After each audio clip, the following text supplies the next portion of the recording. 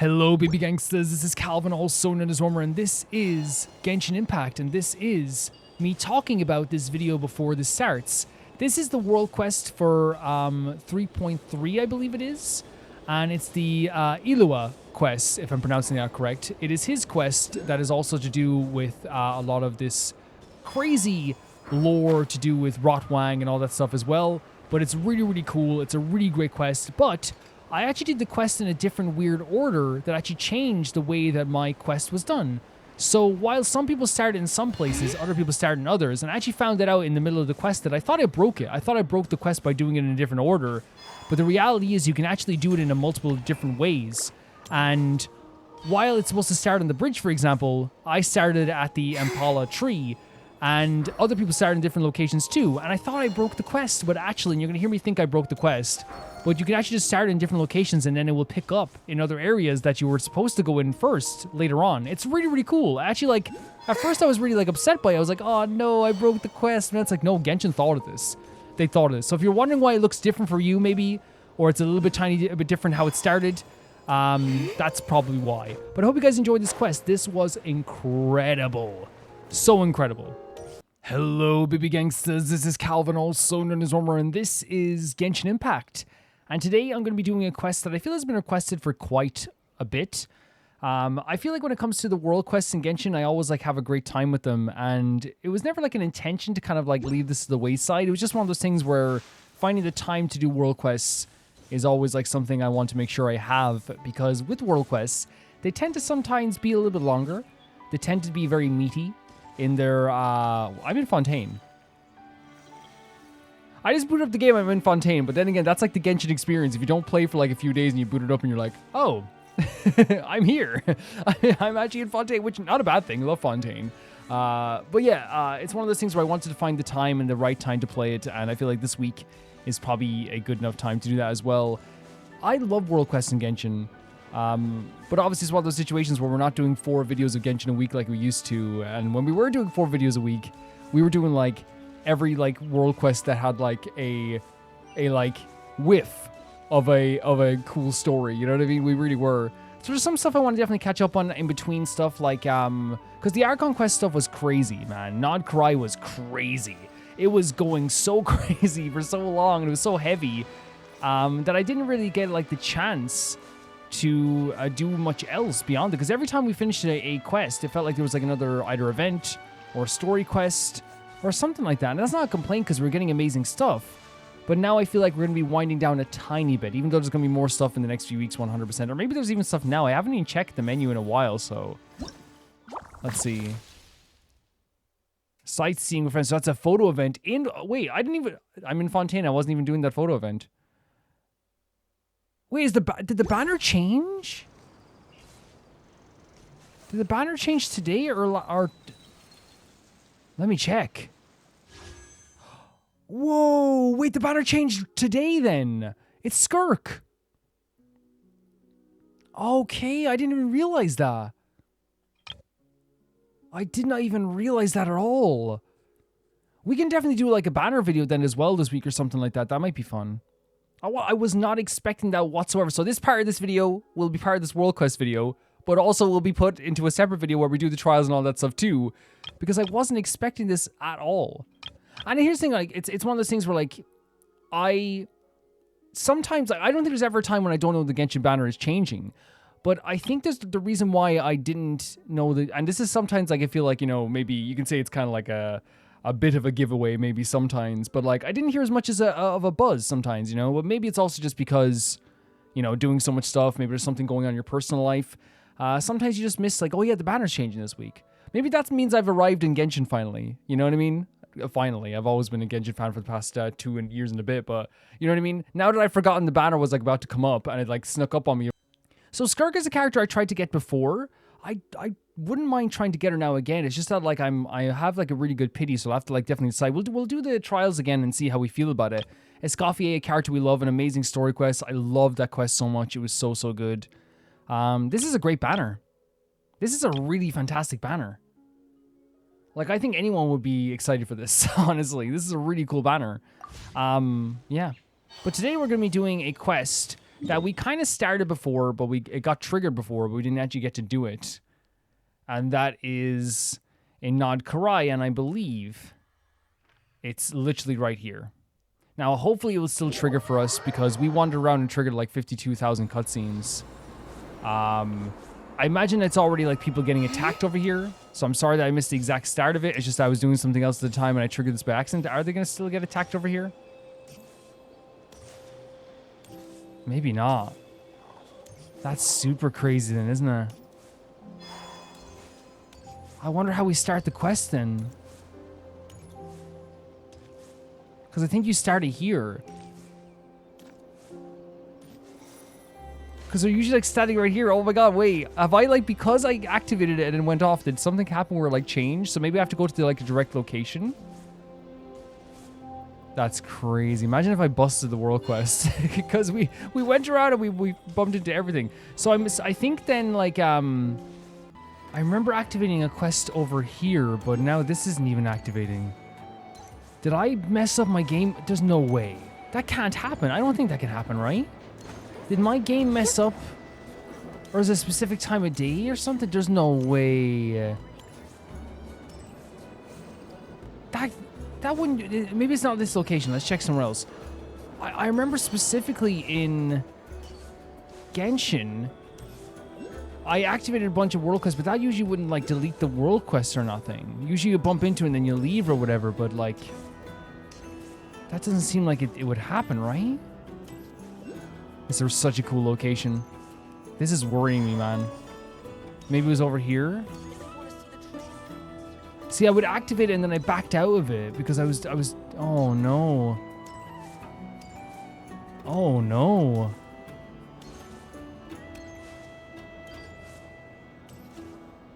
Maybe up here? Is that it? Maybe that's it. Look at that. Check. Astacia Sansa Pyramida. It appears to be heavily revered by the Lightkeepers. I thought that was it for a second. Maybe we have to activate something else as we go along the way. Because remember, it was right here. And now it's not even... Is there another... Let's see if there's like a world quest on the map.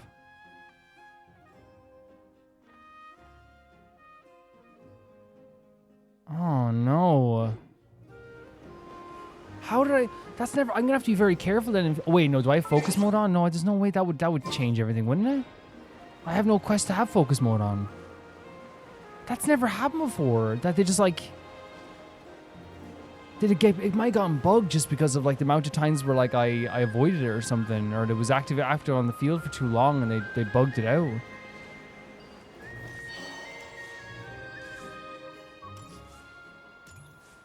Oh no. That's a rethought. That's rethinking exploration videos. I just didn't expect that could happen at all. Whoa. I mean, it might be a good idea to try and use these guys. This party. I don't really know how to use them fully. Cleanup sequence initiated. Observe. To dust. But hopefully we'll get a hang of it. Hopefully. So we heard like a hum from here. Enter the tower? Be of utility to you on your journey. Please, I insist. We gotta enter the tower. There's Arachne here, so that's a good sign. Man, like that's so strange. And honestly, like here's the thing, right? It just means that in future, I'm not gonna sit here and complain forever like that. Like, oh, the game, like I'm not able to do my quest or I'm not able to start the quest. In future, we do quests first, then we do exploration videos. That's just the way things go in future now. No other way to look at it, really. Complaining ain't gonna get us anyway, is it? Wait, enter the tower. What do you mean enter the tower now? Go up, maybe? It seems up. Up seems where we have to go, yeah. How do we get up there, though?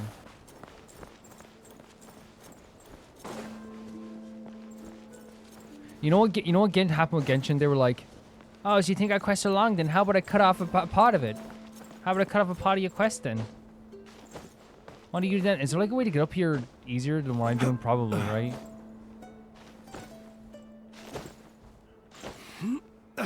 Is that a spirit way?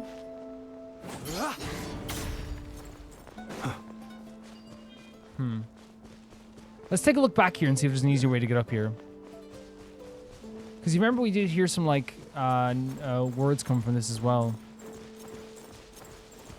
So it is up there. This is going to be the funniest start to a world quest ever. Do we just travel up on that and then travel up that, maybe?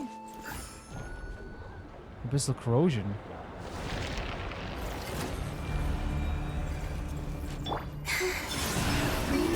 Converge.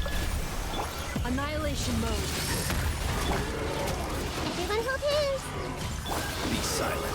The long sleep beckons. Are you quite finished? Do you fear the dark?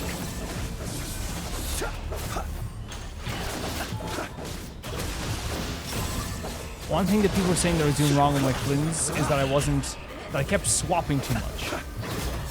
After doing this, when you're supposed to just keep doing some like damage, but obviously we want some elemental damage on there too. So I see everything. Preparing for dust up. Close your eyes. Observe. Do you fear the dark? yeah, it does good damage. Like it's actually a pretty cool team. I know Nihida's probably not like totally needed, but Beware the creatures of the night. we'll take that for sure.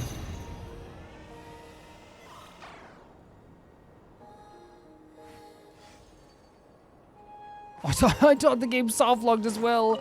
I was like, this is my day, Perhaps isn't these it? This treasures is my might be of day. utility to you on your journey. That's hilarious. Please. And is that how we get up I here then? insist. Oh. This might be how we get up here then. That's cool. Oh, Rift Hounds. I love this move so much. Maybe actually, like, yeah, it might be a thing where people might tell me, like, hey, you don't need to use Nihida here. Night falls. Man, this team is so fun, though. Holy hell, this team is fun.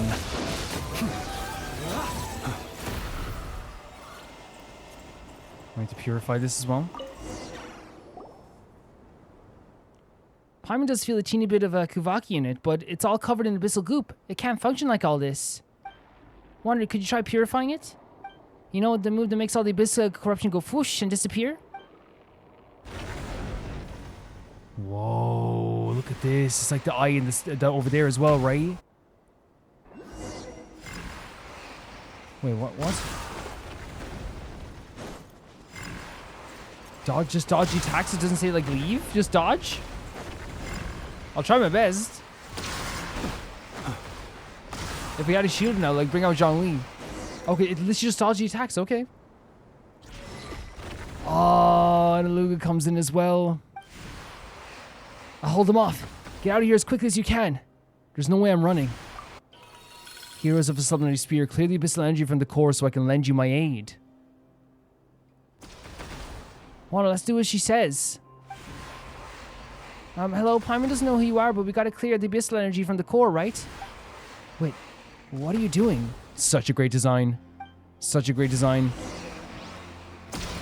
Purify the... Oh, we're just doing it? Oh, he's so cool. Look at this hero pose standing there as well. Let's go. So cool. Are you hurt? We're fine. Thanks for stepping in to help. I'm glad to hear that these pitch black impurities are far more dangerous than they look. Any wounds they inflict can have serious consequences. The abyss is nothing I can't handle. Strong as you may be, it's my duty as a lightkeeper to remind you to not let your guard down.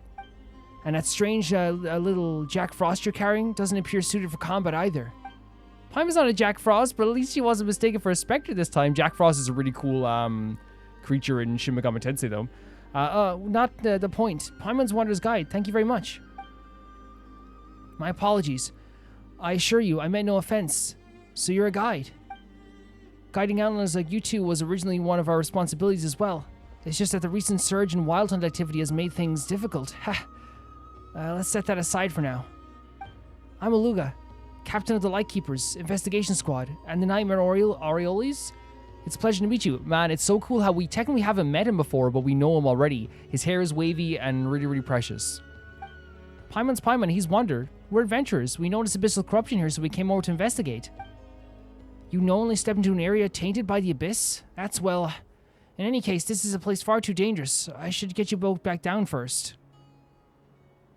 But what are you doing here? You don't have to patrol this place, you don't have to patrol a place this dangerous, do you? Honestly, this place is the best, this isn't the best look for me, but I came here in search for a sacred relic. Okay. I ended up spending too much time clearing out these monsters in the area, so I've made almost no progress. And I've dragged the two of you into danger on top of that. Don't worry about that whatsoever. We're used to danger at this stage. It's nothing. These little scraps don't even make into our adventure log. But a relic, huh? Would it have anything to do with a strange voice we heard earlier? Something about the heroes of sublunary sphere? You heard the Fae's call as well? Then it seems she's acknowledged to you. I love the, like, a character that has, like, again, the puffy jackets, the wavy hair. I love the way they have, like, little flares, like these sashes on the belts. Even the knee pads are cool. It's a really cool design. Wait, what Fae? So a Fae just like, Flynn's then? We have, like, a second Fae? Well, I should probably start from the beginning. The relic we're searching for is a silver lampwick, one of the 3 sacred artifacts, the sword, the lamp, and the mirror, used by the Torchforger 500 years ago to defeat the fiend of Koopa Cliff. It can deploy a barrier capable of resisting the Wild Hunt. Wow. With the Wild Hunt resurfacing at Koopa Cliff, the old man sent us to recover it. It is said that after the calamity was quelled, the Torchforger entrusted the relic to Alia, the Fae who guards the Pillar of Embla. Wow, are we supposed to meet her then? This place doesn't exactly look like somewhere a Fae would live. Following the Kavaki's guiding light should lead you to her. Should be in the operative term right now. That guide is flickering. I'd say it's half the abyssal corruption, half her intention. She's using Kavaki to obscure that which is truly important, including her own presence. As such, we'll likely need to power the barrier core to disperse the corruption and restore the barriers in this area. Once the barrier reforms, our now hidden guide should reveal itself. We'll help you. I love the idea of searching for, like, a sacred relic. Man, that's like a top 10 feeling in the world. That's a quest right there. That's a true quest. Let's do it. We'll help you. Yeah, we're getting great at tracking things down, and if the abyss is to blame, there's no way we're turning a blind eye, exactly. But danger lurks around every corner, and the terrain is treacherous. Why don't you two wait somewhere safe while I... No way. Hey, seriously, aren't you underestimating Wander just a little? I think he's just like exactly what Flynn's wanted him to be. He's the perfect person to kind of lead the Ratniks into the future, the Life Keepers into the future. Look at the Traveler's face. You don't believe in me? But yeah, he's just being very, like, kind and careful with us, which is very, very sweet, you know? It's nice to have anyone be careful with us and sweet. You saw him in action just now. Pretty impressive, right? Honestly, he might even be stronger than you. And besides, he's got Paimon, the ever-reliable guide. Tricky terrain? Please. Paimon can fly. Tell him, Paimon. I don't mean to belittle you, but you're ordinary people who are kind enough to help us out. If something happened to you two because of all this, I might get annoyed if you don't stop fussing. The thing is, though, like, first of all, again, his design is so good. But second of all, I think the fuss here is actually quite noble. You know what I mean? Sometimes when people fuss and it's like, oh, yeah, you're just ordinary people. For him, what he sees now is, we showed up. We helped him out. It's his duty to do this, and he feels really bad for, like, having us kind of, like, be put in the line of danger. You know what I mean? He has, like, he has heroics on the brain, I think. He has noble heroics on the brain. I'm not that weak. Exactly, just leave it to us. We won't let you down. All right. Then I'm counting on you, but please be careful. I'll do everything I can to keep you safe as well. We will. If anything, you should be the one watching your step. Thanks, that's said. I also have a companion who can fly. Come on, Aedon. Why was all golden and shiny just like a pile of Mora? Let's start with the barrier core nearby. This is such a cool visual, isn't it? Crazy stuff. Once we're close, we just need to channel the Kavaki into it. But that thing's floating in midair. Paimon can get there just fine, but you two... No worries. Come with me. I'll show you what Aedon can do. This is so fun, man. This is like JRPG Quest Central. This is exactly what I kind of love. So Aedon's power... The pure Kavaki energy that Aedon carries can make certain invisible objects... What? Are you serious? That's so sick. Brace yourselves. Oh, that jump. Man, we're getting, like, companionship here with Illuga. Look at this. He's actually a companion, like, in a quest. Don't worry, the pod's hidden by Kavaki. Aedon is on cover for us. Oh, that's actually, like... Genshin actually keeping the text up for longer? They must be sick. What happened? Check Genshin's head. This is so cool, this visual. Look at this. Breathtaking, like looking down on everything, but like also seeing like the platforms appear. It's actually like one of my favorite things is seeing like, you know, invisible platforms become visible, you know, or walking on invisible platforms in general. Look at the jump he does, man. Spider Illuga. Oh, the weave. Okay, you're adorable. You're adorable. Recharge. I'll stay here to keep channeling the energy into the barrier core. May I trust the other side to you two? Aedon will lead the way. If Aedon's helping out, we'll totally be fine. You can leave it to us. Thank you. That means we'll be apart for a bit. Stay safe, you two. He is so, like, his hair is so pretty. He has such an adorable, noble aspect to himself. Honestly, like, I already adore this character. I already adore Illuga. So we have to then activate the barrier core on the other side. Wait, are we going with you? Okay, let's go. This is so fun. Oh. Thank you so much, Aedon. And when I say this is like has JRPG quests all over, man, like again, we've had such heavy quests as well, and we've had such like crazy things happening, and obviously JRPGs can get heavy as well. But I mean the type of quest just like, let's find the crown for my father before he gets back, you know, like that type of quest. Let's find the sacred relic. Now this will probably get heavier, right? And it probably will get heavier, but it's nice to have like the starting point be like very JRPG, like we must find the relic of Garamu, you know. It's really fun. It's really fun, and this is a really fun mechanic. Super, super fun. Here?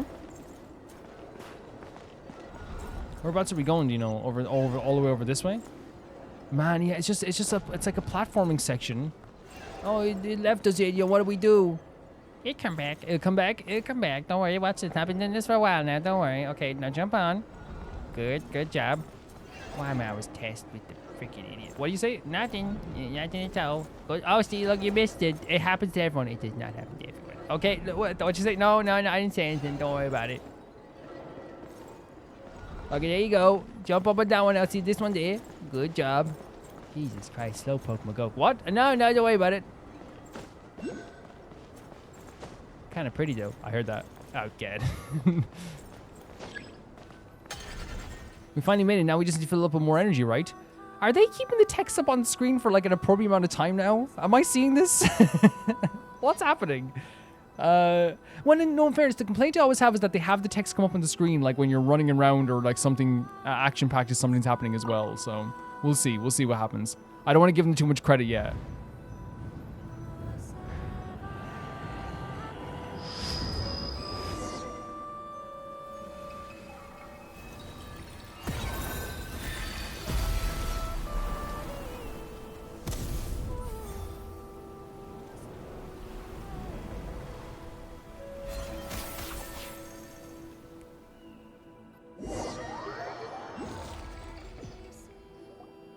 Did we just fall all the way down?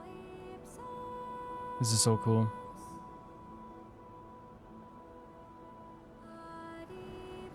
The music as well. Where are we? What is this place? Everything around us looks completely different. Paimon thinks she saw a bunch of weird stuff just like, yeah, where are we? Look, we're in like this like white space. And our head's all spinny. Where did this take us, man? I guess like this is why Illuga didn't want us to go on this journey just yet. You know what I mean? It seems like it's about to get like a lot more serious, maybe. Paimon thinks she saw a bunch of weird stuff just now. Oh yeah, we already read this part. Sorry, guys. Yeah, me too. What? What? Is this the Fae? Travelers flowing along the... I have to pick a good voice for this, guys. It's been a while since we did World Cups. We're out of practice. Travelers flowing along the river of time. Wait, who are you? When did you get here? Well, I heard someone calling my name. Was that not you? Calling your name? Ah, so you must be Miss Alia, the Fae who guards the silver lampwick here at the Pillar of Embla. Relic? Fae? So what I've become... That's what I've become in your time. A legend far removed from the truth? I'm no Fae. I'm just an ordinary human. The silver lampwick is indeed here, but where did you... Now let me ask it this way. Since you know of the Lampwick, you must have heard the name Solove as well in your time. Which age does he belong to? You mean the Torch Forger? He found a Lightkeeper about 500 years ago now. 500 years. So it's already been that long. Wait, so you're not a Fae? Then hang on, are you seriously over 500 years old? 500 years, whenever I hear 500 years, it terrifies me. The legends may have twisted part of the truth, but if you were the Torchforger's Alia and you can wield Kuvaki to guard the relic here, Miss Alia, you've clearly gone far beyond what ordinary mortals can reach. I love that, like, he's kind of just says, like, hey, you may not be a Fae, but, like, look around at what this is. That's a long story. And right now, there are things far more important in my age. If you come seeking the Silver Lampwick, then that means the Professor has slipped free again. Just as the prophecy warned. Solove's seal was never going to hold him forever. By the Professor, do you mean the fiend who was sealed in the Koopa Cliff 500 years ago by the Torch Forger and the Moonchanter of the Frostmoon Scions? The prophecy says that this twice shall the undying serpent rise. We heard about the serpent, right? The serpent. When we did the quest a while back, and we read it in the notes with the people of Boreas, right? But thrice shall be struck down, serpent fiend or professor, no matter the title, he's earned every bit of his infamy. It says he'll be struck down a third time. I remember Leia saying something similar as well. Isla saying something similar as well. Yes, though, rather than a prophecy destined to happen, it would say that it was more like an earnest plea. What, they wanted him to be struck down a third time? After all, Oracle or no, she is just like me, a person from the past. When it comes to future disasters, there's so little we can do. Wait, so she's saying that, like, this person who... Oracle knows she's just like me. So let me read over this again. I always do this. And also with the stuff with Isla as well, we talked to Isla during the quest, right? The world quest a long while ago. I feel like. That was when we did the quest with the greatest character of all time. Was it Verna? I believe. So it's, yeah, we talked about how you're not a Fae, and then we then talked about the Professor.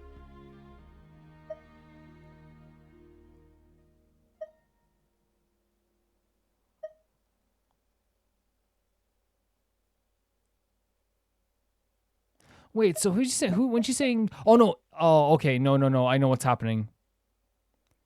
She's talking about Isla, but since we said both of them, it says she'd be struck down a third time, and I said Isla is. That's why I was getting confused about. I was like, who's she saying? She is just like me. It's Isla, right? Isla is who we're talking about, I believe. Our future became your present, and your future, it can only be shaped by those who live in the present. Forgive the interruption. 3 years ago, some senior Radniki and I went to investigate disturbance in the seal, but I do like what she's saying here, by the way. I think it's actually, like, really, before we go any further, I know I keep reading over this stuff, but I'm not going to ever apologize for going back and reading stuff.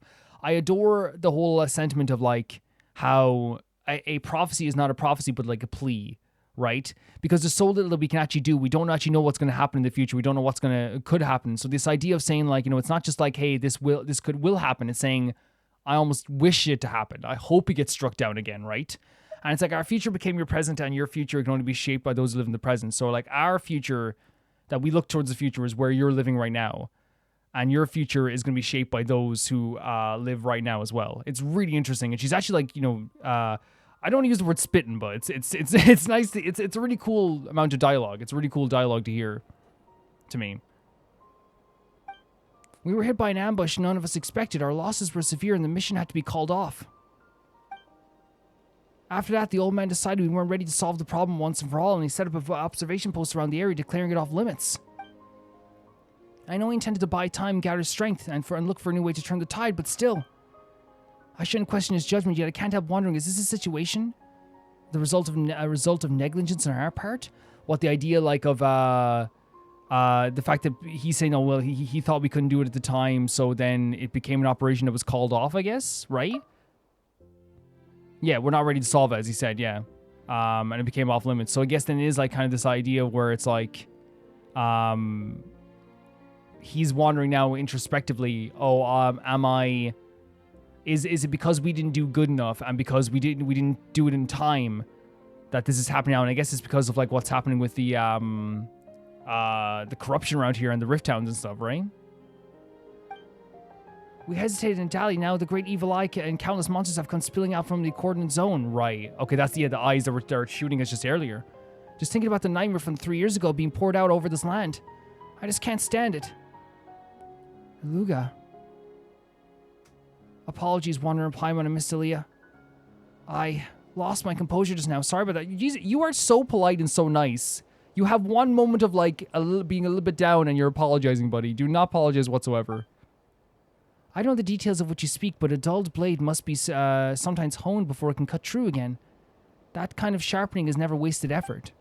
Besides, surely the world 500 years ago isn't 500 years on isn't so small that its burdens must be piled on the shoulders of a single child. See, that's the thing. It's like I love that. Like for her perspective, she's like, how have things happened 500 years from now that like you're the one that's doing all this stuff and you're the one that's worrying about this? Shouldn't it be like a shared burden? Shouldn't it be other people? Shouldn't it be the whole group of you? Child, you mean me? But I'm not a child anymore. He's like, I'm just short. Well, I think about it. Strictly speaking, I'm a few centuries older than you. How could you not be a child in my eyes? Compared to me, you're all pretty much children. That is honestly, that's honestly makes a lot of sense. Like if I'm 500 years old and I'm talking to like a, you know, a 28-year-old, like you are a baby. Paimon may be sure, but why am I a child too? No, Paimon's older than all of us. What's that tone? Aren't you happy you've called a child alongside Paimon? Well, Paimon does think Miss Alia has a point. This isn't something you should have to carry on your own. It's on all of us.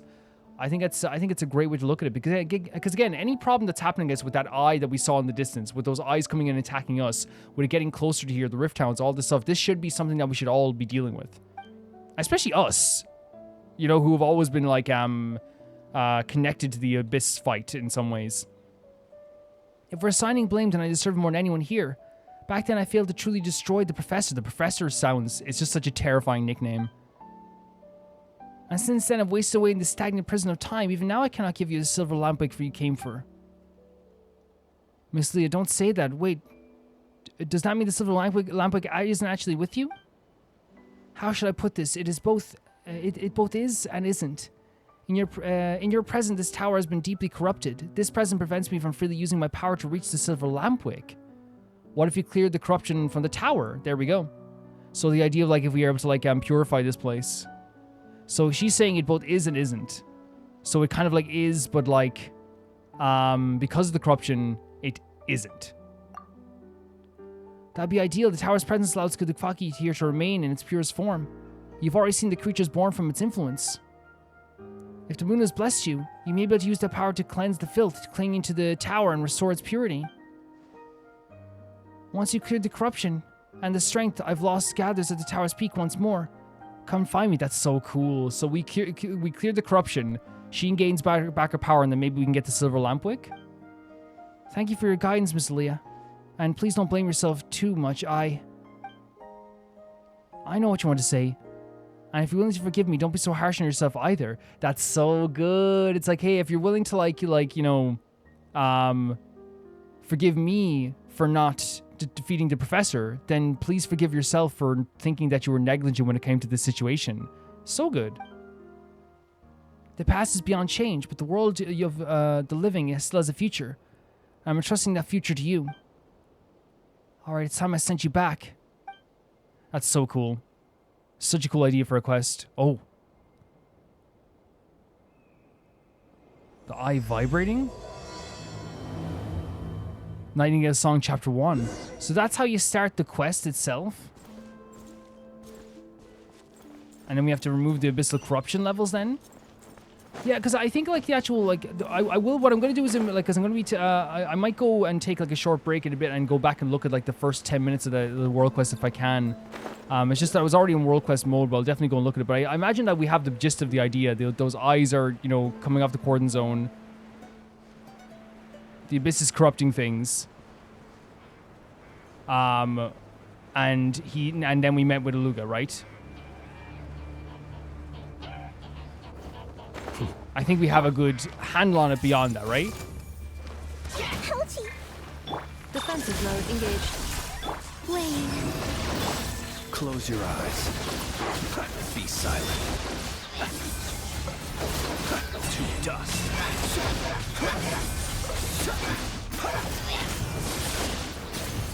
Lovely stuff. The long I actually really like using this team.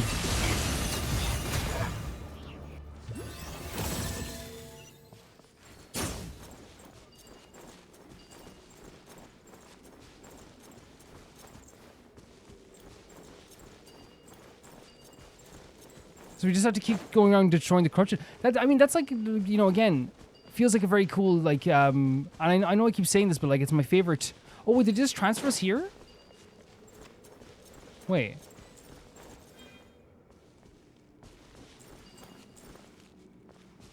Oh, I get it. Sorry.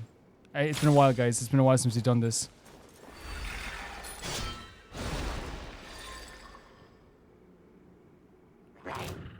Wander, ready yourself for battle.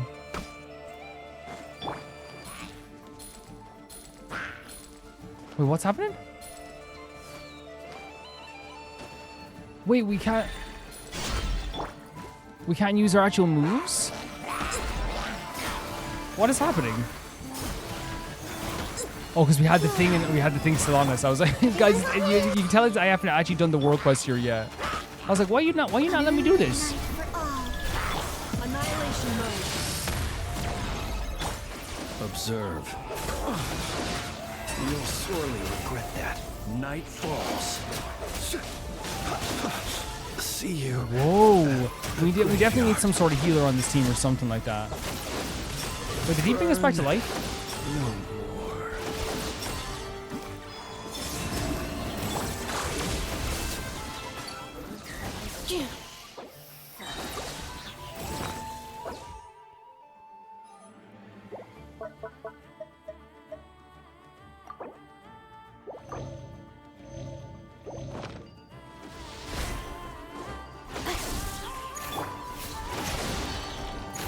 Preparing for dust up.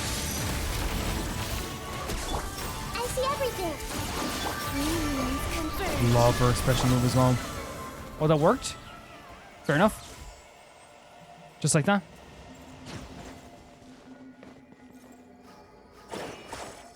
And that's to put it back over here.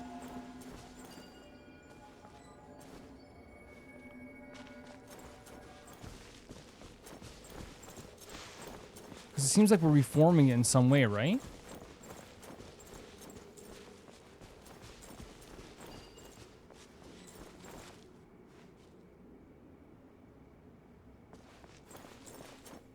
Wait, why is this? Because that is there, right?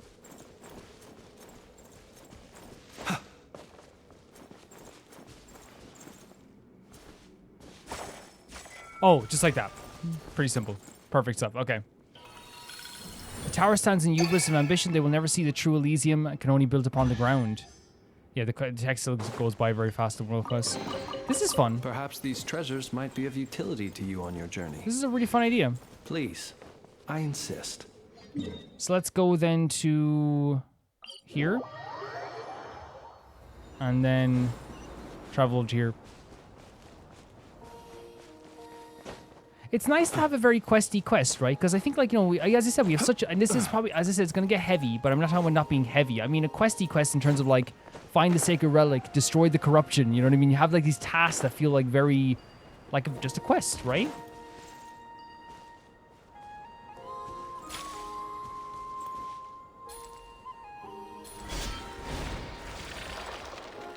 Oh, maybe we don't have to fight sometimes? There's a possibility you might not have to fight sometimes. Oh, he says. Everyone hold hands. Surge. Be silent. Night falls. I love the way that, like, with Flynn's moves, Close your eyes. it just feels like carnage for a while. You know what I mean? It just feels like, what are we like? It feels like we're like in a haze of like destruction almost. You know?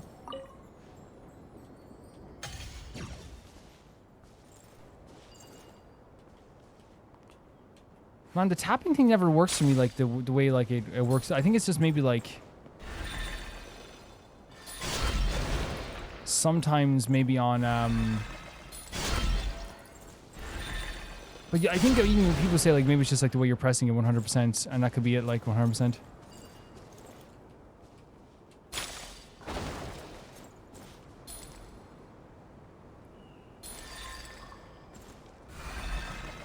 Wait, do we have to do it in like like a fast amount of time?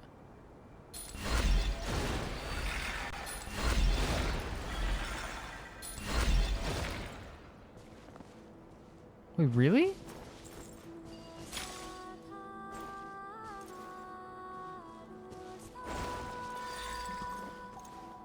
I mean, it's not that fast in fairness. We can do it for sure. It's not that fast in fairness.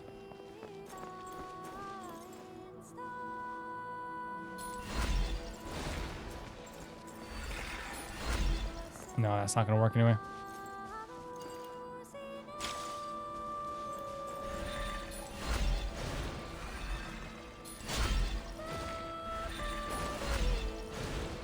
And then reappears anyway.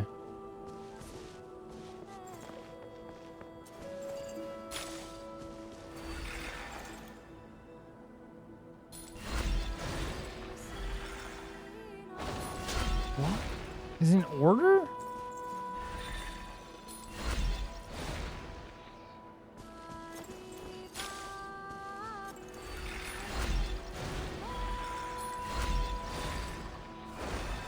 What is happening? Can I rotate this?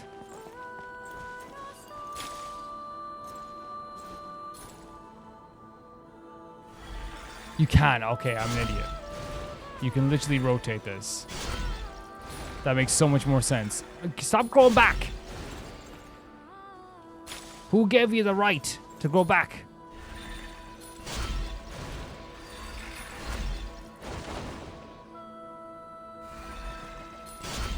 Oh, we have to do it all at the same time again. So we have to come back in.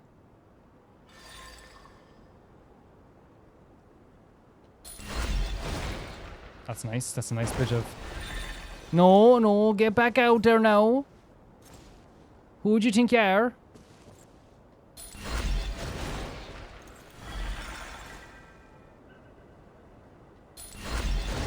Okay. There we go. Didn't know what he was thinking he was doing there. Who we thought he was.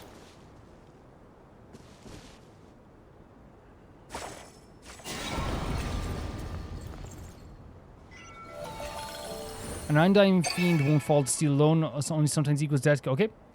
Yeah, they still do too fast for my liking. Maybe I just need to read faster, but I don't agree. I just, my one like big complaint about Genshin is... Might I ask, when a better did way, the in my custom opinion, to of improve the world placing quest would just make the treasure text go chests by in every for a little nook bit and longer. cranny come into fashion? Honestly.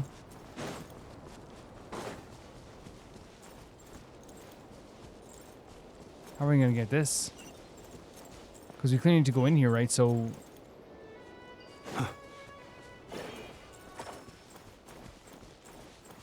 Isn't this the thing that can activate this? No? Calvin has forgotten every single mechanic that he almost learned. What a day. So maybe you just need to hit it on all of those things. There it is, okay. So we need to throw this here. No. We need to connect this to here, so we need to throw this here. And now connect that there, and then connects that there. So then we need something to connect that there as well. I remember doing this before. Can we connect it?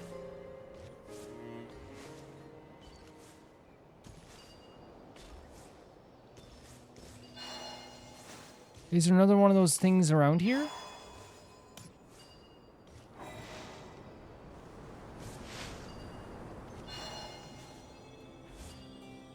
There?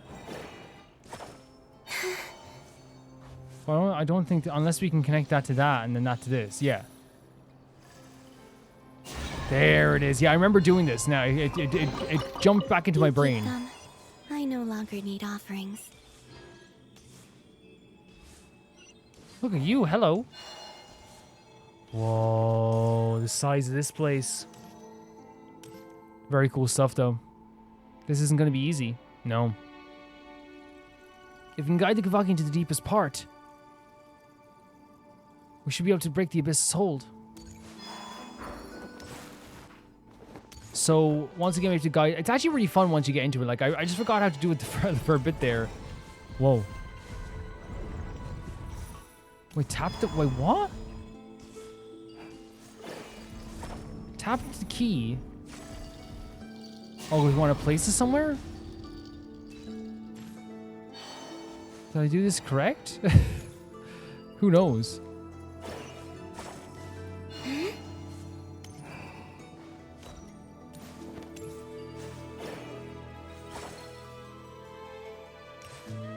Oh, we just shoot it up there?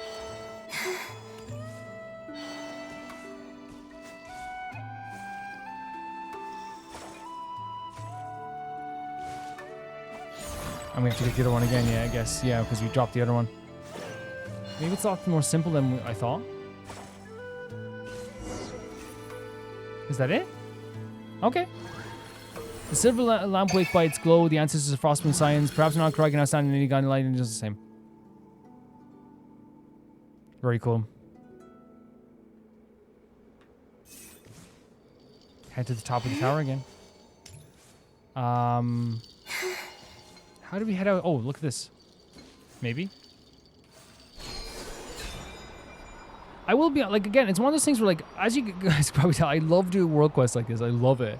It's just always finding the right time to do things, because obviously we're doing so many different things now on the channel as well, you know? Oh, wow.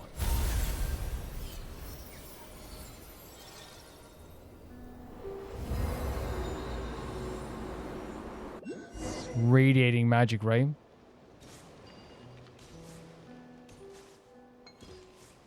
So we have to keep heading to the top of the tower, which we can go there by the flower again, right?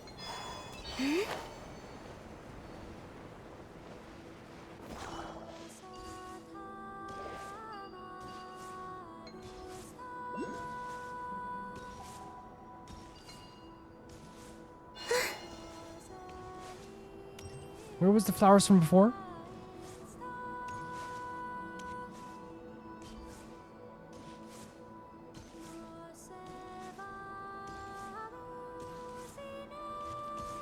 Or is it still there? Or maybe it's just over here?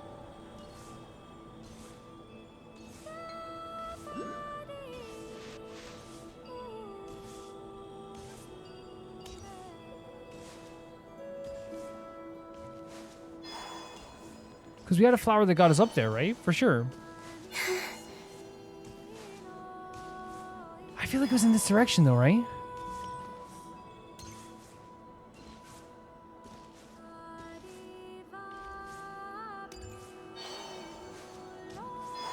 Or maybe just ride this up. Now rides down. This rides up. Oh, there we go. Okay.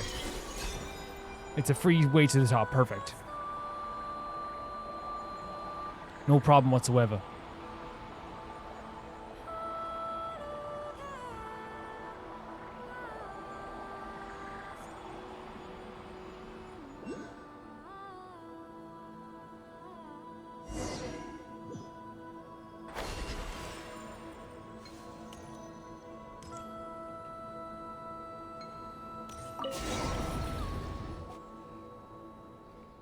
Oh, we're back here. Oh, you returned. Apologies for the long wait, Miss Alia. We ran into some monsters on the way back. It's alright. To me, that was barely a blink of an eye. My apologies. That was a slip of the tongue. He apologizes for a lot, right? I feel like he's very, like, he's a lot of heart, right? And he's worried about upsetting people, and he wants to make sure people are okay and happy and safe. Especially when he saw that earlier with us trying to, like, make sure that we didn't join in this journey just in case we got hurt. Like, he very much has that kind of mentality of, like, oh, I hope it didn't bother you, you know? Which you're never going to bother us at all. The way you tense up like that does remind me a little bit of Solivay. No wonder that Nightingale chose to stay by your side. You know about Aedon too? Wait, is he also a bird from 500 years ago? There's no way, right? Quite perceptive, Paimon. Your guess is correct. While Paimon had a feeling Aedon was special, you can tell right away he's not just any messenger bird. He once was Solveig's nightingale. Very cool. Following him from their homeland to this bitter frontier. Later, when Solveig would resolve to cast aside the nightingale family, he meant to drive the bird away, and I couldn't let it end up homeless, so I took it in. I can never have foreseen that the small act would see it pulled into the sample mill and carried across 500 years, thus taking its form you see now. The sample mill? Considering you first took me for a fae, it's not surprising that the term is unfamiliar to you. So much time has passed by, after all. But you will have to face the professor yourself soon, won't you? Oh my god, the way they're building up the professor, man. This idea of the snake. Terrifying. While we still have a moment, I believe it's necessary to tell you the true history. The truth of the serpent's first death. Sure. Just as I am no fae of worthy of worship, this tower you call the Pillar of Embla is no divine miracle. On the contrary, this is the place where I slew that serpent for the first time, yet failed to co-sign him to his hell for good. So it's like a regret here, right? That's how she has. You said this earlier. It's like a regret that she didn't get to destroy him for good. At that time, the professor erected a tower here, one that reached the very heavens. He sought to use the sample mill to siphon the land's power and, through that tower, ascend to Elysium, which is a perfect world. He believed that lay beyond the sky, so he created a tower, the sample mill, to ascend to Elysium and siphon the power from the land. Had his scheme succeeded, all of Nightcry, its soil, and every living being upon it would have become fuel for his ascent. We did all we could to stop him, but we were far too weak. By the time we reached this place, he was but one step shy of his goal. With no other recourse, I cast myself into the sample mill and used my own flesh and blood to ignite it, thwarting that serpent plot. Jesus. Jesus. Thinking back at it now, that was the first and the last time I ever felt grateful for the bloodline I was born with. Man, the sacrifices made here. As I said before, I'm no more than a mortal. It was by twist of fate alone that I came to linger in the scene between the time and space. Miss Alia?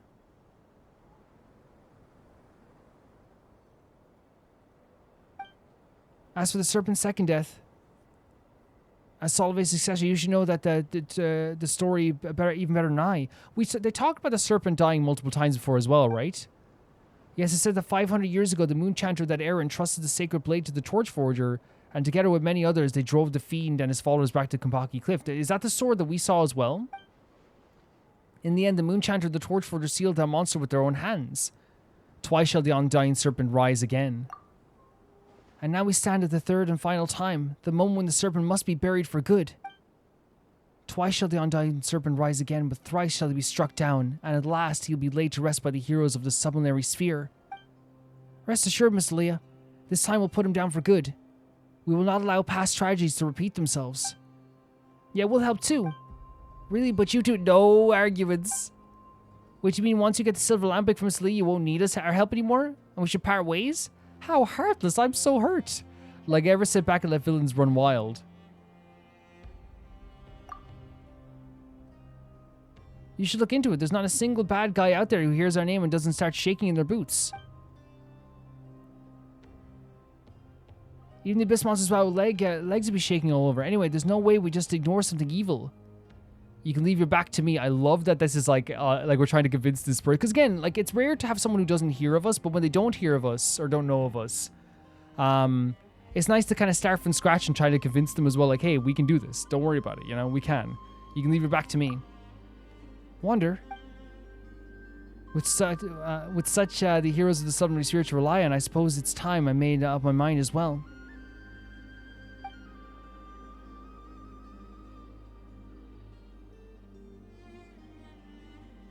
Once I hand you the silver lampwick, the barriers in this region will all collapse. When that happens, the abyss will reclaim this place. The professor will surely return, reaching that Elysium beyond the firmament through this tower was his life obsession, even in death. That fixation has never faded. I will use everything I have to hold him here. While I do, you must find a way to end him for good. This is so cool. This is such a great idea for a quest as well. The one who asked you to gather the relics must already have a plan in place. You do well to follow his instructions. Mostly Alia, if you do that then, look at his soft eyes as well. Don't worry, no one shall send me packing from this world until that wretched serpent is laid to rest for good. So sick. Oh my god. This regret in her mind. This want for her, that serpent to be gone. For the professor to be gone. So cool. Like, you can feel like that's one thing. Hate can drive someone to live for longer. You know what I mean? There's an old saying in the winter Icelius. I don't know if it still survives in your era. Though the flower may fail, the leaves will keep their promise. So she's going to stay alive to make sure that this is followed through.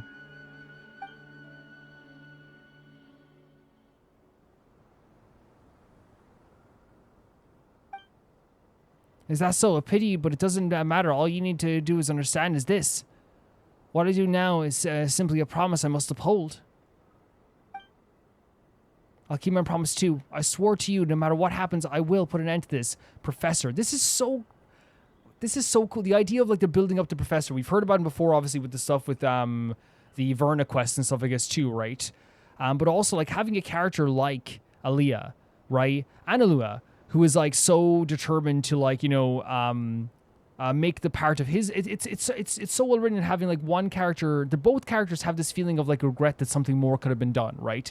They both feel like something could have been done better, even though they both understand that nothing really. It's really difficult. It's like they both understand that like at the time there was reasoning for why it couldn't have been done, but they both still desperately feel that they could have done better for both things. Where he could have done better for like the imposing eyes coming in and all this stuff happening before it got cordoned off.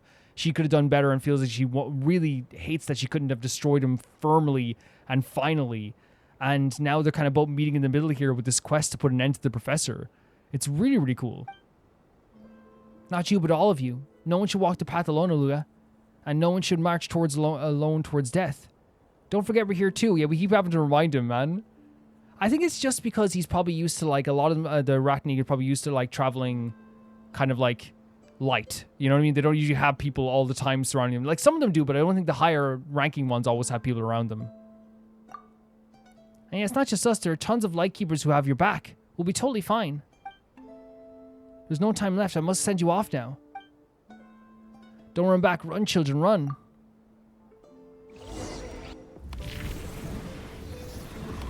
Really, really cool story.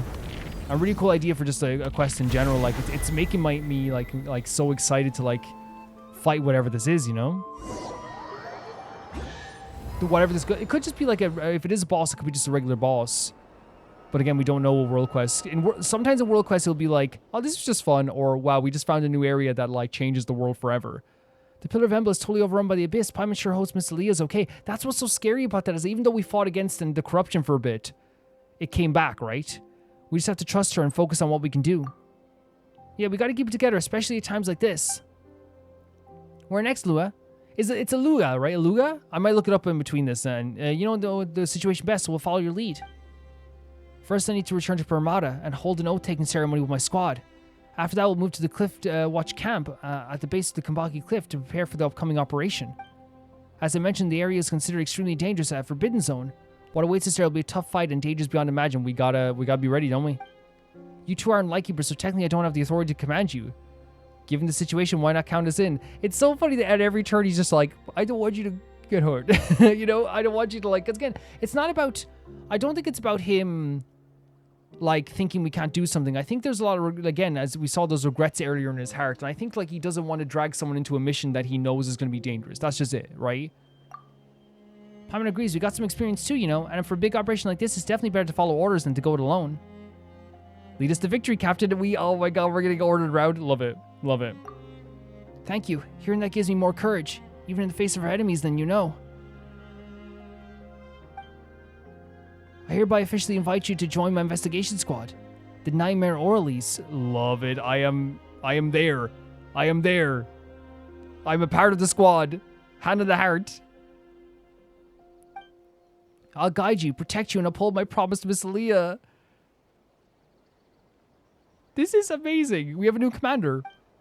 We'll protect you too, and the rest of your team. Let's stand together and see this through. That we will. Since you're offering to be part of my squad now, how about we head to Parramatta together for the oath-taking? I bet you haven't seen our headquarters yet, have you? Oath-taking, that sounds amazing. Count us in. Wait, so... Apparently the quest was supposed to start there. We got the silver lamp. Like, it was supposed to start... I think from what I heard, it's supposed to start in the bridge. and then go to here, right? So I wonder, is it doing it out of order? Because he said the dialogue's different, right? Because I imagine that if we already were at that place, he said, like, he wouldn't have said, hey, I bet you haven't been there, because it would have been like, yeah, we have been there. So I guess technically we haven't been there in a quest. I think I broke the game to the point that the game thinks I, like, wasn't. I don't know. I have no idea. I have no idea what happened, but I'm very happy to be doing this quest. His character's so interesting to me, and the story with Alia is also interesting to me as well. I love the story of, like, a characters having regrets that aren't generally their fault. Because I think, like, having regrets is, like, a very normal thing, right? And it's always, like, a very interesting story to try and right any regrets that you have. And as I said, Alia's regrets are, like, not being able to, like, destroy the serpent for the third time, not being able to, like, do more in the second time, or, like, not being able to do more when he was struck down. With Illuga, it's more like knowing that, like, at the time there was a reasoning why they had to stop the operation, but still thinking, am I the reason why this has gotten so bad here? Are we the reason? Did we neglect it for so long? And now he's more of a high-ranking official now, I guess. He's like, I got to go back and, like, do something. And it's interesting, two characters carrying that with them for so long. One even beyond, like, into, like, her own current version, like, 500 years into the future. It's so interesting seeing a character, like, carry those regrets with them forever. And then you have this idea, what works with the story then is that you have two characters that can relate to each other in a lot of ways. But in different circumstances. I know it's not exactly the same for him to be like, you know, hey, I feel like we were negligent. And whereas her thing is like, I feel like I could have done more. I wish I could have done more. But at least they can both meet in the middle and be like, we can do something now. Right? We can do something now about this corruption. We can do something now about all this stuff happening. And I think that's a really, really cool idea. And just in general, having the idea of like a very questy quest. You know, let's kill the corruption. Let's get the sacred relic. We met like a Fae type character. No, she's not a Fae, but like it's really, really cool to see that too. Her words are really amazing already too. I love hearing her speak about the like the future and the presence and the three serpents. And I was wondering when that three serpent thing was going to come back up. I didn't know it was going to come back up in this quest. I imagine it came up before again in another quest. But with last time we heard about was the stuff with Verna. And we read about it in the place where we met Alia, right, and Verna. It was a location just up. It was, I don't know the exact direction, maybe around towards there, maybe? Towards there? Yeah, around there. This seems so familiar. So this is the next part of the quest, and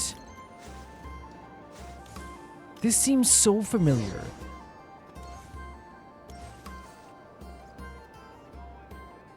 Wait. In the exploration video, this is the exact thing that happened in the exploration video. If you remember in the exploration video, I activated this specific thing. I saw all the people surrounded by Illuga. I remember this, Illuga, right? It's the G is silent, Illuga. And I saw all the people gathered around him. And then we activated this cutscene trying to escape it. We jumped off and did the gliding thing. And then this cutscene activated. I remember the specific statue. And I remember everyone gathered. Can you sequence break this world quest? Maybe I didn't actually ruin the world quest at all. Maybe it's actually like a sequence break. And you can do and I think Genshin have done that before, right? Where like if you do things in certain orders, you do certain quests and you don't do certain quests, the dialogue changes and all this stuff too.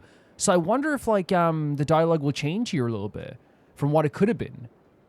It might be a situation where I don't actually have to look back on the start of the quest. If that's the case, that's actually like, it went from being like, oh man, I have to avoid exploring in the future to being like, that's kind of cool. If this is the case where you could do it like a little bit out of order, that's sick. That just shows that they like kind of prepared for people like, it went from me being like, man, I broke, if this is the case, it's like, man, I broke the game, to being like, Genshin knew people would try to break the game. Like, it goes from like, Genshin, I hope you kind of fix that in the future, to being like, Genshin predicted me. They knew I would try to like do something like that. Or other players too. Let's see. I just remember this statue and then everyone gathered around Illuga, right? O Torch Forger who illuminates the darkness on the borderlands, we Lightkeeper's pledge here and now. Oh my god, we're doing the thing as well. Thus did I foresee the waves crashing on the shore, the night sky devoured by deathly silence. You guys please tell me what could be different about this. Maybe it isn't the same. Maybe it is a different cutscene altogether. But I'm thinking now that maybe I don't actually have to like go back and watch the original first, like whatever it was for this. Thus did I declare, whoever's cradled the flame and keeps it burning unquenched need not descend into that darkness. We the Lightkeepers who shine the eternal light of hope into the endless snow-swept plains. My fellow companions, our mission this time is to repel the monsters infesting within the Koopa Cliff and investigate the culprit behind the Wild Hunt outbreak. His hair is so cool. We shall set foot on the cliff we last approached 3 years ago and fight this decisive battle. I know many of you, like me, have reasons why you must be on this mission. Keep in mind, Permada is behind us. For the living, for our future, we must not take even one step back. He's really good at this. As our vow thunders, our bones and blood we shall use as fuel. We shall make life greater than death. We shall make life greater than death. Our bones shall be used as fuel with the banner in the background. We shall fulfill our solemn duty as Radniki.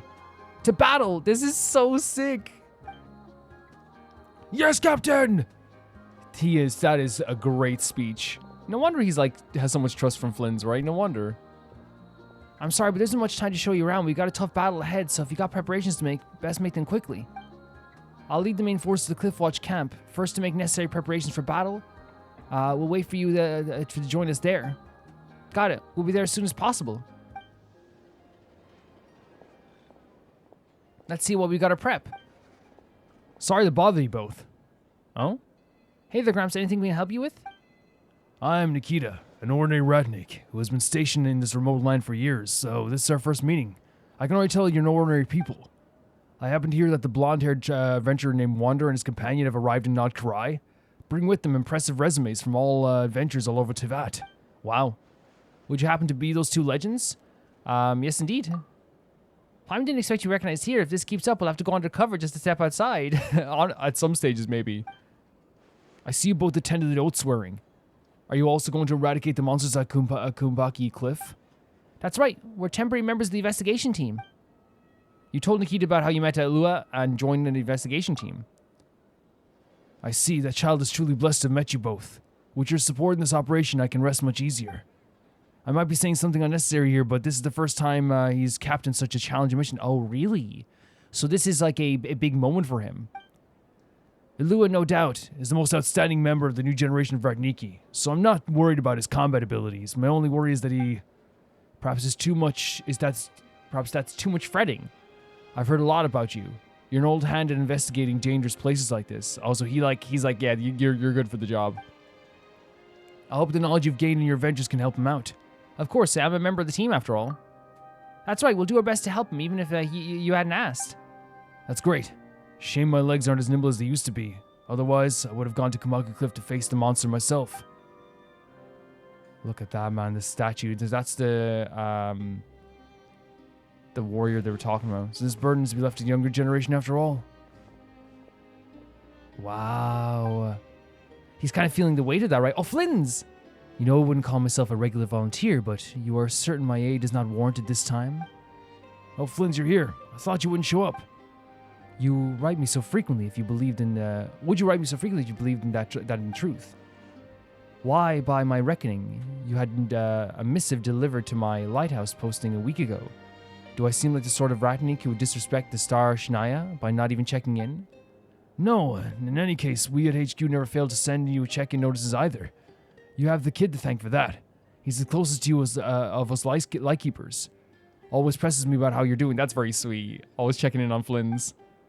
How fares the young master? So you've entrusted him with a grave responsibility after all. Yes, I need him, and I trust him greatly as well. I believe my warning was clear. This is no ordinary wild hunt. Those monsters were drawn here by an ancient being, one that has been sealed in the Koopa Cliff for ages. I also know little about him. We met at Bilisar's court. Even. No garden variety viper he was. I recall those eyes. They were exactly like the ones staring at us right now. Exactly the ones. So the eyes that are in the sky is like the professor's eyes. So he met the professor before. Do you remember how we became Lightkeeper, Flynn's? You mean you people? Wait, what? Do you remember how we became Lightkeeper? You mean you people? What do you mean you people? We, Flims, us. Lately I've been dreaming about the past, about those battles we went on through together. Disaster will strike suddenly. Whether you are ready to fight and face it or you cling to fear and pray for the best. No one is spared when the time comes. This is so true. It's one of those things where like it's actually a phrase in Lord of the Rings that I actually like really always like loved a lot, which is open war is upon you, whether you would wish it or not. Like I remember the king in the movie's like, I do not wish open war for my people. And he's like, it's there. it's upon you. And it's one of those things where like what he's saying is so true. It's like whether you like are say to yourself, I'm gonna hide away in my house, put the covers over my head and lock the door, or whether I'm gonna stand out there with a spear and face it head on. It's like if you're gonna die in that battle from whoever invades this place, whoever destroys this place, whatever invades this place, chances are you're gonna die fighting, you're gonna die hiding away, you know? Which I'm not saying, by the way, if anyone's afraid of rift towns and hides in their house, no one's ever gonna look down on them. However, we know that we must struggle until lasting peace arrives. We Lightkeepers have proved that. We built the foundations of this fortress through 500 years of struggle. True, but I would suggest that Illuga needs not attend remedial lessons on this subject. You know better than I that he has lost everything once before. Indeed, only his youthful spirit prevents him from admitting the truth, I deem. So he has something that is in his heart as well that he's holding heavily on himself. Yet my time is running out. Little remains of the years I bought for him, especially when compared to the burden he must shoulder. I see your mind is made up. In that case, let me not waste further breath on persuasion, my good Star Shania. By the way, do you remember that item I asked you to look for last time? I would never forget a command you gave, sir. A relic from 500 years ago, and one tied to the Moon Chanter in countless ways. Even I had to go to great lengths to obtain it. Yeah, time for us to prepare as well. Let us witness the power of the bow and arrow bequeathed to us by the Torch Forger. Is going to be a quest popping up? No? Oh, hey. Usually they do this like a quest. Man, this is awesome. Now, here's the thing. All I remember from the... I might check it in between this as well. Because one of those situations where, like, I'm not really don't think I'll get... Well, the thumbnail could spoil me on what happened in the previous thing, and the thumbnail could definitely spoil me. But I think genuinely what is going to happen... what seems to have happened is, like, I don't think Genshin would do 2 sequences or 2 scenes where they're all gathered around this one space, and then the statue is zoomed in on. And actually, I could just look at my old video and actually see, like, right now. Actually, I'll be 2 seconds. I'll see right now what the actual cutscene started off with. Give me 2 seconds.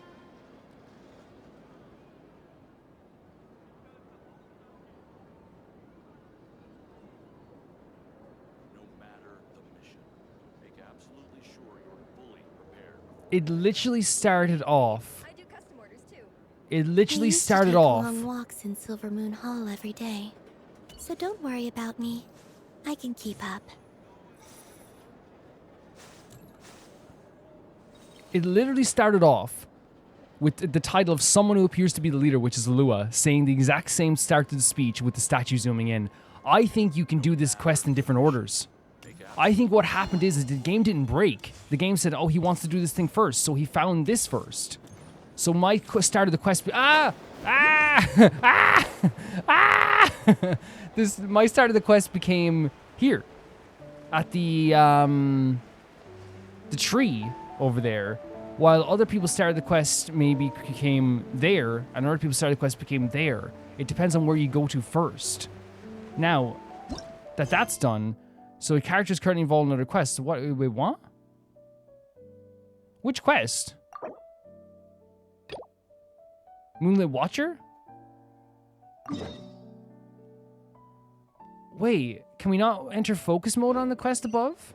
Or is that part of the quest? Let me just check here. There's no way they're because they'll let us do focus mode, right? But does focus mode... They don't let us do focus mode on a world quest?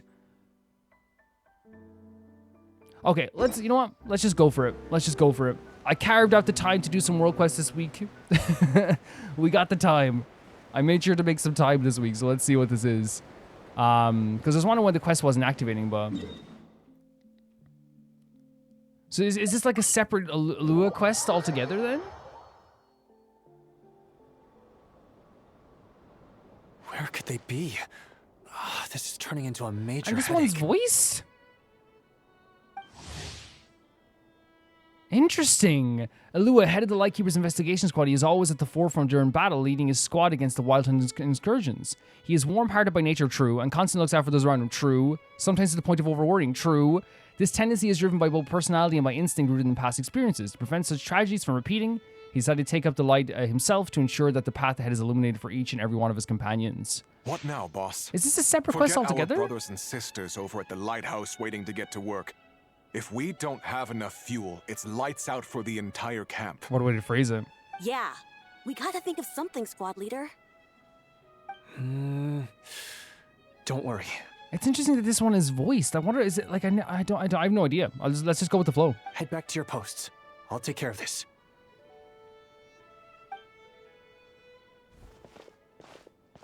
Traveler, Paimon, good to see you. His voice is so soft as well, isn't it? It's so soft.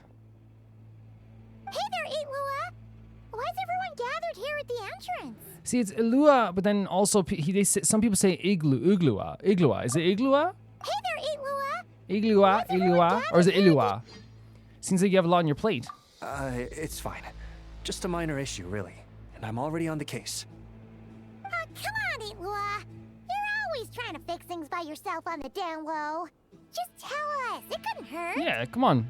Share the burdens. Or is it because you're too embarrassed to say? No Oh, he's way. charming. I just don't want everyone in town worrying about things that I can handle on my own.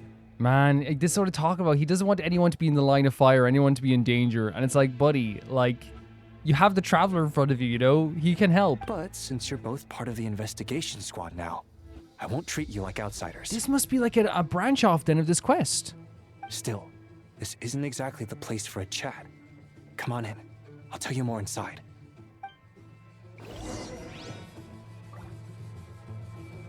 Okay. So Moonlight Watcher is what the name of the quest is called. I wonder if that's part of the Nightingale quest or it's just a separate thing altogether, because it's weird that this one's voice. This is such a great environment, by the way. Look at this. Squad leader, I've compiled what data we have on the bases Oh, we that's can still sick. control. My report is over at the command post. Got it. Thanks, Roland. That's awesome. What a way to make this place feel so like real, right? Giving a little bit of a report. Then he ran back like he was so excited. I got to talk to the commander. Very, very cool. I always say that like when you see stuff like that, that's like when you see your your friend at work and they're really important. Squad leader, our comrades in the east seem to have butted heads with the Fatui. They say they're going to send someone This over. is awesome. This is great. Got it. I'll be over as soon as I can.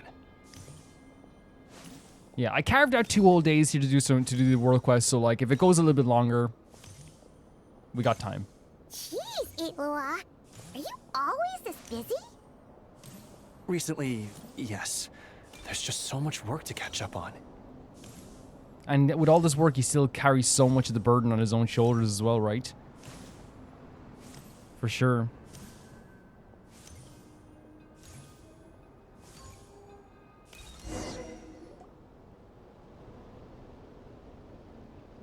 You know, Paimon's been wanting to ask for a while now. What are these vehicle thingies we keep seeing in the Lightkeepers camps? They kind of look like food trucks, don't you think? It'd be awesome if you really could cook up there. But Paimon has a feeling there's more to these things than meets the eye. Maybe it's a chef bot capable of owning the finest hot cuisine? What? Yeah, that wasn't what Paimon was getting at. I mean, we both have aspirations of food trucks, I guess, though, but in different ways. Oh, these? Officially, they're called moon wagons. They're transportation tools we made by modifying Snezhnayan mechanical vehicles. So sick. So sick, like making something that's already exists and turning into something different. Really, really ingenious. You can think of them as Kuvaki-powered mobile lighthouses.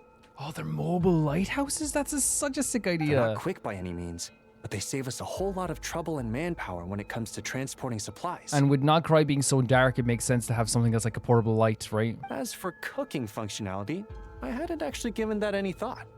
But you know, if we did install a toaster Yes, that there- food truck was a joke. Relax, you don't have to take Paimon seriously. You do have to take Paimon seriously all the time, and if you don't, I will punish everyone.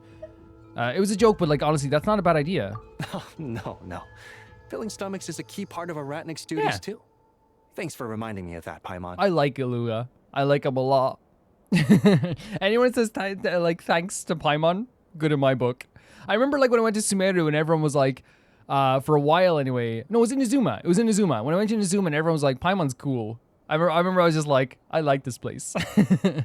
A proper food truck would save us from having to build makeshift stone stoves just to eat a hot meal. Yeah, there you go. See, Paimon's a genius. Right? And that way, you could even hold your own bonfire parties, too. Except, everyone does seem really busy. Not sure they'd be in the mood for that. Actually, I really hope that one day we can. Just the thought of it makes me smile. He's such a heartwarming vibe to him, right? He has such a beautiful energy to him, like, and you can tell like he has such a care for people, right? And you can tell he's such like a like it's genuine warmness that comes from him. But that day will have to wait. For now, at least. Yeah, it's all because of the wild hunt, isn't it? Yes. Flint's did send word from the south that the strongest wild hunt anomaly we know of has been destroyed with your help. But it continues to cause havoc elsewhere, so there's no easing off for us. Yep. And that's the thing that they've done really well with the wild hunt stuff, is that the wild hunt is technically subdued, but it's not stomped out. It's still an issue. It can still become an issue very quickly. And I think they've done that a really good job of like keeping the danger alive so that when you travel around the world, you see the wild hunt, it doesn't feel weird. But at the same time too, there's also a less feeling of like encroaching rear or the bloodstained night, you know? Not only must we shore up our bases themselves, we also need to ensure that the roads are clear, which entails dispatching Ratniki at regular intervals to patrol vast areas of land. You know what he looks like? He looks like the shortest member of every boy band. You know what I mean? He's like he's like the shortest one in every boy band. Whew. Just listening to all that is kind of tiring already. You lightkeepers sure have it tough. Yeah, Nagorai's dangerous, man. And that's just the basics. The real danger lies with those wild hunt outbreaks that suddenly just appear out of nowhere. Such tasks are all handled by Gramps, Flynn's, Olav, and those guys. I can't have Gramps fretting over every last thing, so I've taken over handling of the groundwork. Okay. Honestly, compared to our shortage of manpower, supply prep is nothing. To continue on the topic of food, even the best cook in the world couldn't do anything without ingredients. That is 100% true, and it's a great analogy. You know, you give out, like, I think the most famous chef in the world is what, Gordon Ramsay? But let's say Marco Pierre is kind of considered like the best chef, like that's the most famous, like famous to talent, right? Ratio of famous to talent. If you give him like just like which again, I'm not saying this is bad. I'm saying that like if you give him like just like say like 2 slices of bread, he's like, well, like actually no Marco Pierre, he'd probably be like, and there you have it, bread soup, the best, beautiful, reminds you of home. Your mother could make it. You know, like I imagine you could do that, but you know what I'm saying. Over the years, many of our former bases have fallen into disrepair, making them ill-suited for long-term postings. And you can see all the patching up as well, right? At the moment, everyone has to shuttle back and forth between our camps and HQ, leading to fewer and fewer people available for combat deployments. Got a solution in mind? Yep, and that's turning this place into a permanent base. And most importantly, what's a Lightkeeper stronghold without a lighthouse? Oh, you want to build a lighthouse here? So, you want to build one here? That'd be pretty sick. Exactly. We'll need it if we're to stand any chance against the He's wild very hunt forward attacks. thinking. Very forward thinking. And again, it's all about taking the pressure off other people so they can add like more manpower here, right? It's very forward thinking. Which is easy to say, but in practice, I think you've seen enough to know it's not going too smoothly. Oh, right! Paimon almost forgot that we were here to help. So, what's the issue? Yeah, what do you need us to do? Well, building our encampment will require lots of fuel and supplies. Generally, we bring it all in on moon wagons all the way from Pyramida. Couldn't you get materials from somewhere near? If only it were so simple. The main problem is, we need a special kind of oil refined using Kuvaki. Whoever animated his hair, like, worked, like, so hard. It's true that the plants nearby are full of Kuvaki, and they'll keep us going. For a while, at least. But supplying the fuel for a lighthouse is a whole other ballgame. Okay. Unfortunately, though, there's been no sign of the supplies that should have arrived last night.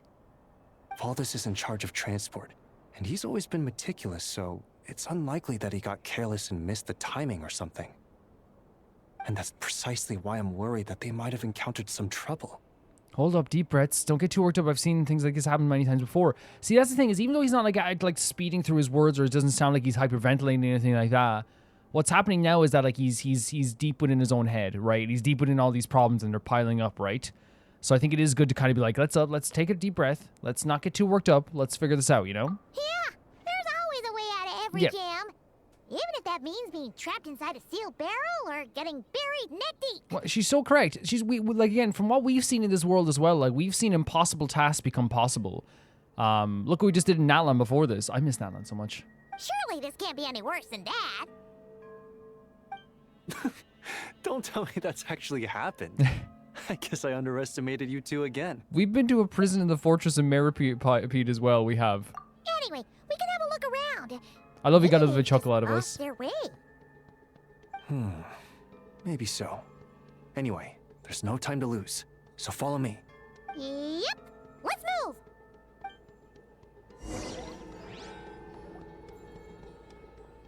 You're not the ones, those adventurers that come run the moment to get a whiff of something going down in the ruins somewhere, are you?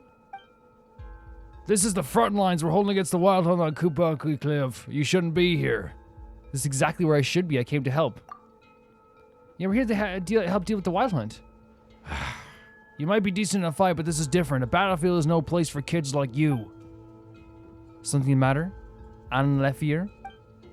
Captain, I was just telling these adventurer kid they shouldn't come somewhere this dangerous. No need to come over. Don't need them getting ideas for a counterexample. Because they're saying that he also, like, very much, like, looks much younger as well. Our captain may be young, but he's the one of the strongest among us, so don't use him for your baseline, you hear?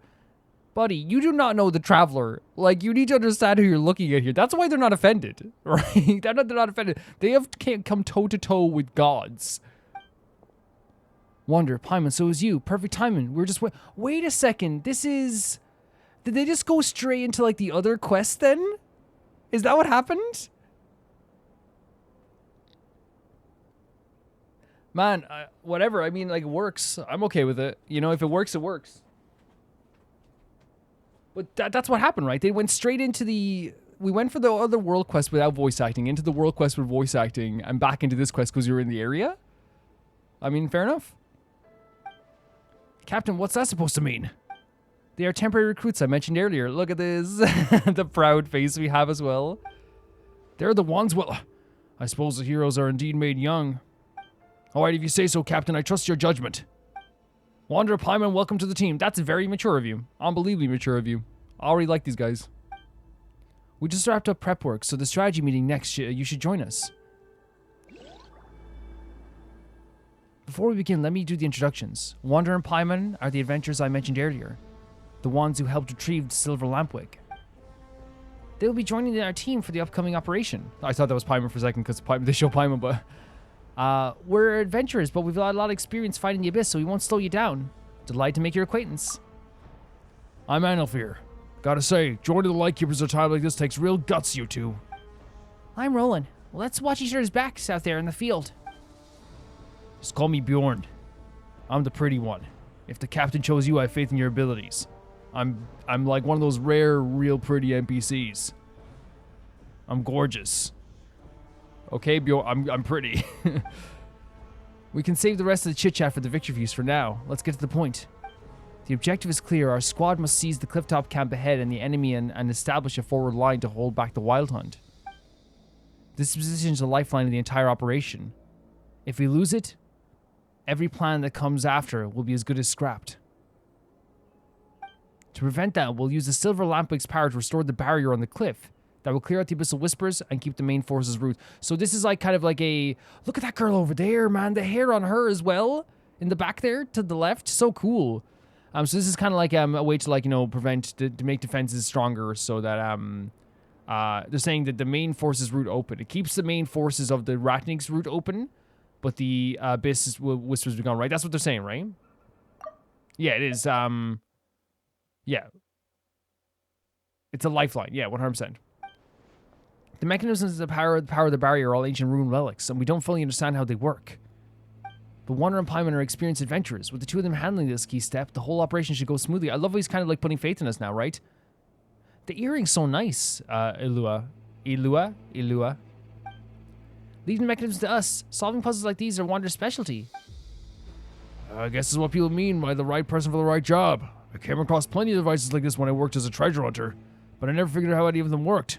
My wife was always the one who understood that stuff. You used to be a treasure hunter? I don't fear. Now you mentioned the vibe does kind of fit. Really? Hey now, none of that, alright?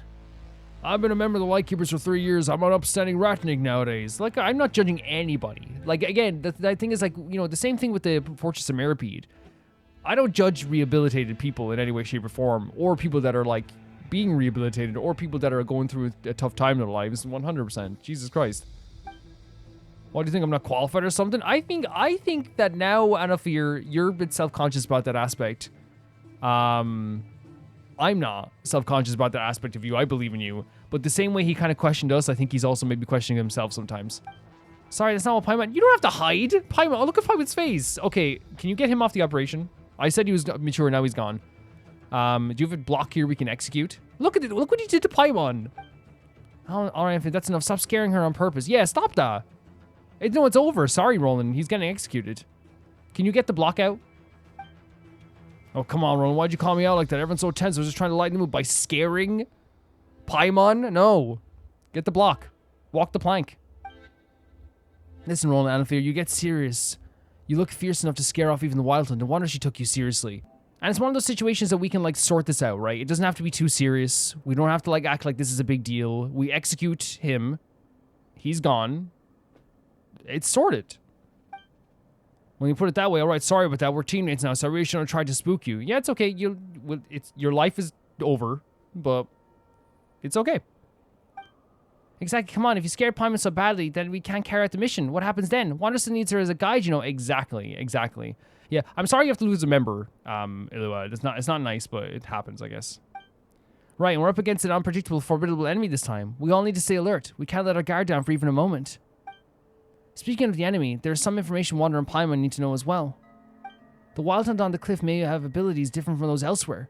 3 years ago, we paid for the difference in blood. Oh my god. What a way to phrase it as well. Look, he's remembering this too. You can see it in his eyes.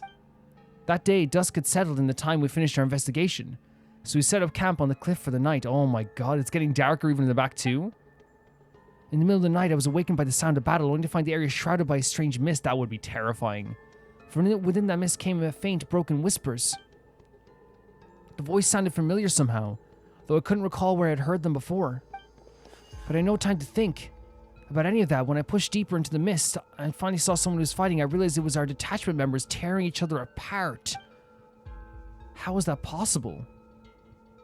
Was that the Wildhoods doing? Look at the eye in the background. Oh my god. We received reports of the Wildland anomalies that corrupt the mind across various areas. It's likely that that's where it all began here. We lost far too many that night. Captain Olsen himself kept himself together through sheer willpower, but it was just the two of us there. There's nothing we could do. That's such a harrowing, like, experience. Like, there's one thing to have, like, an attack, and that's already terrible. But to, like, wake up and, like, be disoriented and see, like, all your own men, like, destroying each other. The captain ordered me to retreat and bring the unconscious, badly injured Ivar back for help. He chose to stay behind to cover our escape. I rushed back to the city as fast as I could and reported everything to the old man, but it was too late. By the time we returned to Koopa Cliff, Captain Olsen had... As for the Wild Hunt, it spilled forth and spread beneath the cliffs. Before we could clear out the monsters, many innocent civilians had already fallen victim to... Oh my god, it spread so quickly. Look at it, this is on his shoulders. My fellow treasure hunters, my wife, I lost them all to the incident. It happened so fast. We couldn't even put up a real fight, so maybe that's why he kind of like wanted to become a light keeper. Maybe.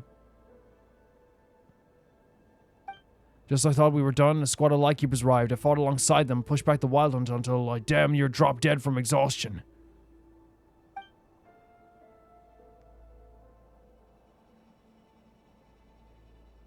But the lives that were taken could never be brought back. Yeah, this weighs heavily on all of them. 100%. I was on a different assignment that day. I received the emergency order and rushed to the Koopa Cliff area to help. What I saw was too much to bear.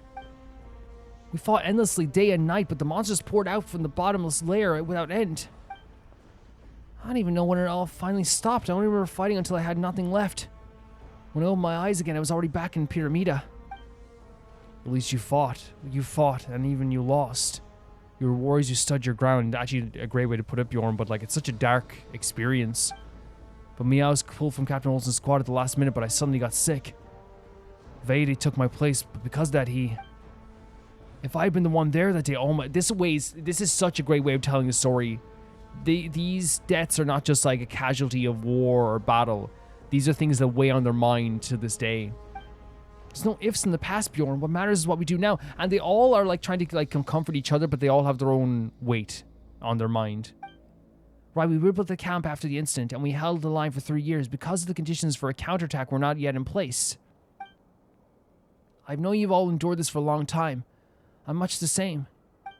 But now the day we've waited for has finally come. Good news has arrived for the Pyramida. The time is right. Tomorrow we launch our counterattack. That's gonna be so sick. Look at him. He's actually like, again, his hair physics are amazing. Steady yourself before we march, or those creatures may slip into your thoughts and twist them against you. Remember this. We fight not only for the comrades we lost, or for those innocent civilians whose lives were taken. We fight to protect those who are still alive today, and to give those yet to be born a chance to live in a better world. What a great way to phrase it. It's the idea that, like, yes, we are trying to, like, honor the people that have died, but this will also help people in the future and not be someone who falls to the same fate. That concludes the meeting. Rest while you can. Tomorrow will bring a brutal fight, and we will need every ounce of the strength you have. Yes, sir! Oh my god, look at the eye. It's like it's looming over them. This is like if you had a camp in Camp Mordor, like right below Mordor, you know? Wait. That's Moonlight Watcher. This is this quest we're doing. This is the next part of this quest. So this is all part of Nightingale's song, right? This is all part of it. I'm guessing the other quest, I don't know what the other quest was. You look so cool. You look so cool. You very much look cool. But there is a little thing over here as well. Let's talk to Illuga before we go. The old man's all set too. Excellent. Got good news? Yeah, word from Pyramida. The old man's been making his own preparations to fight that undying fiend. Things are going smoothly in his head. Now it's up to us. What's wrong? Something on your mind? It's nothing. Just thinking I've still got a long way to go. I was worried because I didn't understand what the old man was trying to do. Must have made a fool of myself in front of you. No, not at all. You've already done so amazing. Like, the way you're leading these people is actually, like, very inspirational, and, like, it makes me trust you even more. Thank you. I'll work harder from now on. I won't let anyone down. You'll never let anyone down. Yeah. This is such a great idea, by the way, having their camp be so close to this eye. Right? So this is the eye of the... Are they saying this is the eye of the professor, like the eye of a snake? What's so cool about this, to me, is that this is, like, the same feeling of, like, it's not the exact same feeling, but you know the way, like, Minas Tirith in Lord of the Rings and Osgiliath? Osgiliath is probably the best example. Is so close to Mordor. You know what I mean? Like, the feeling that you would get staying here is probably, like, anxiety a million times over. But that's what, like, you know, it's probably the life of a Ratnik is anxiety, like, all the time. Yeah, really, really cool stuff. Let us go over here and talk to these people at the camp. So, I'm kind of confused why Anafir's still here when I ordered his execution.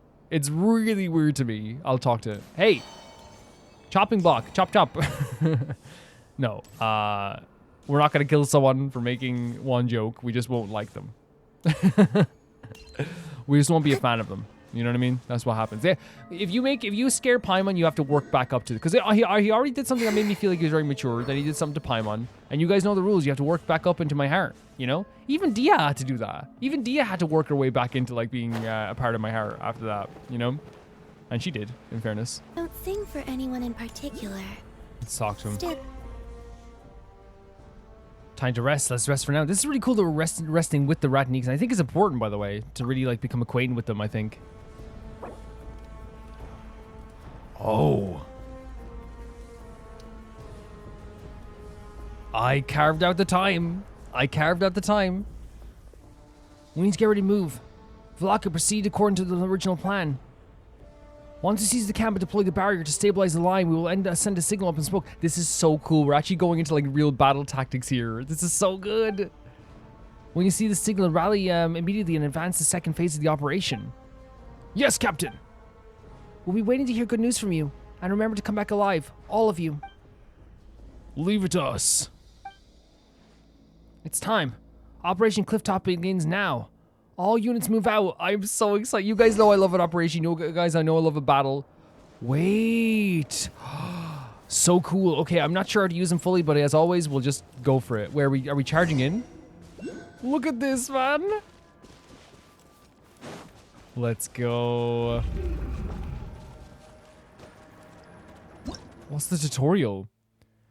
Is currently occupied by the wild hunt under the abyss. The giant evil eye. The corrosion of the abyss runs rampant. Prolonged exposure in this area leads to continuous accumulated abyss decay. Once abyss decay reaches its limit, characters will continuously lose HP until they are incapacitated. Light the oath lanterns left behind by the light keepers. Very cool. Love that. Love that. In addition, having a party with a somewhat high moon sign level can accumulate. That's really cool. Lighting these up. Really cool mechanic. Look, we're actually running in with them as well. Can we see that? We see them running in. This is so great. I'm so glad I saved going here until later, so I never got to see this area. Light it up. Let's go. Activate this as well. So cool. The light shines bright. When she opens her eyes, then it's so great. Ultimatum protocol.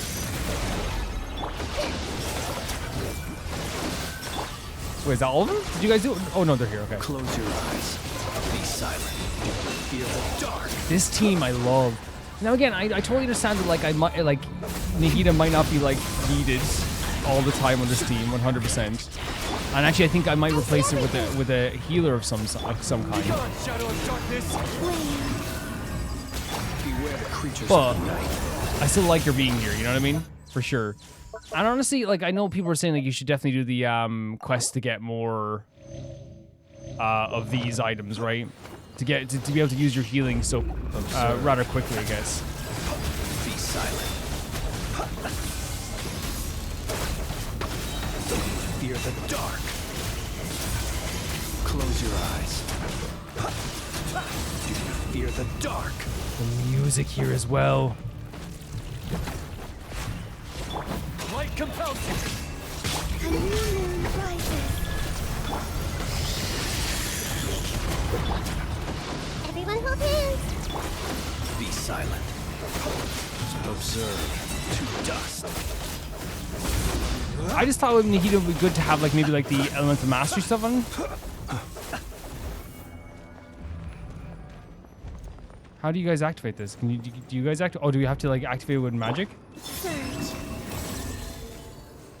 Wait, guys, activate this. Do we need this to activate it? What is? I guess maybe they didn't activate it.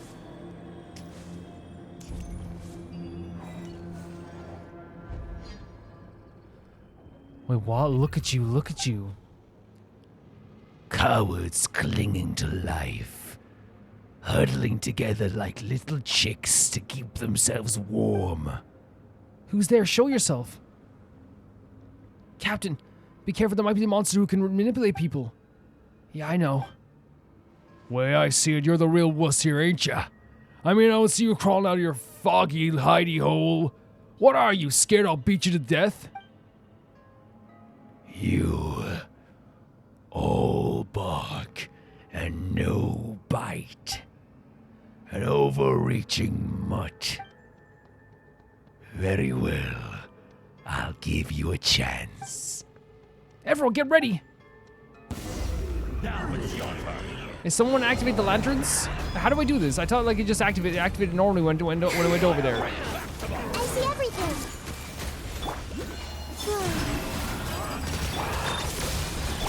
Close your eyes. To dust.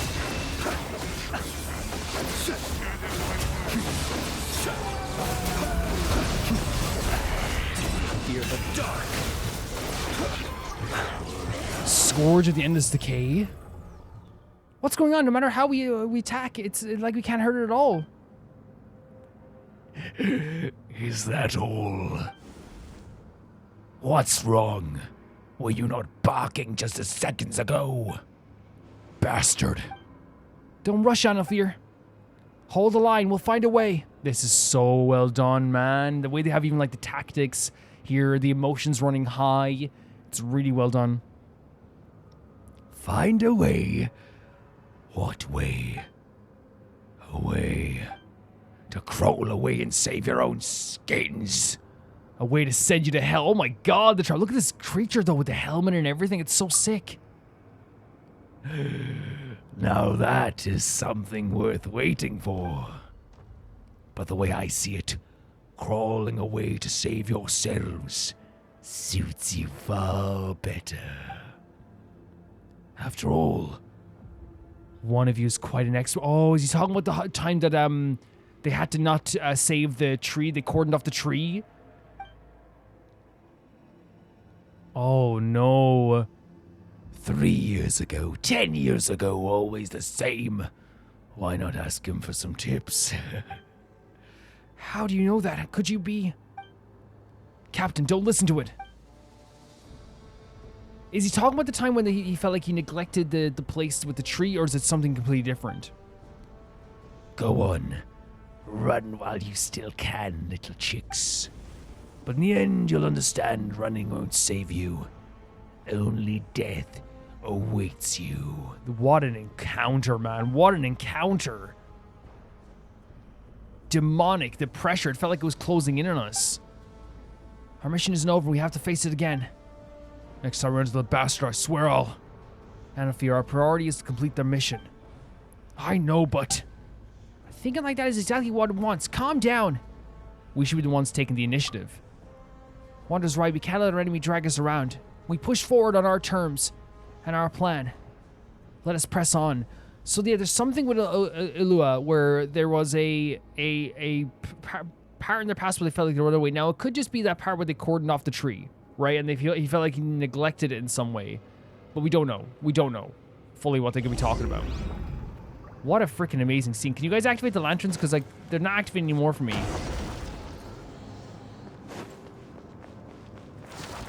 Look at this, it's getting worse over here too. Sailor, I'll rebuild the barrier. Resonate.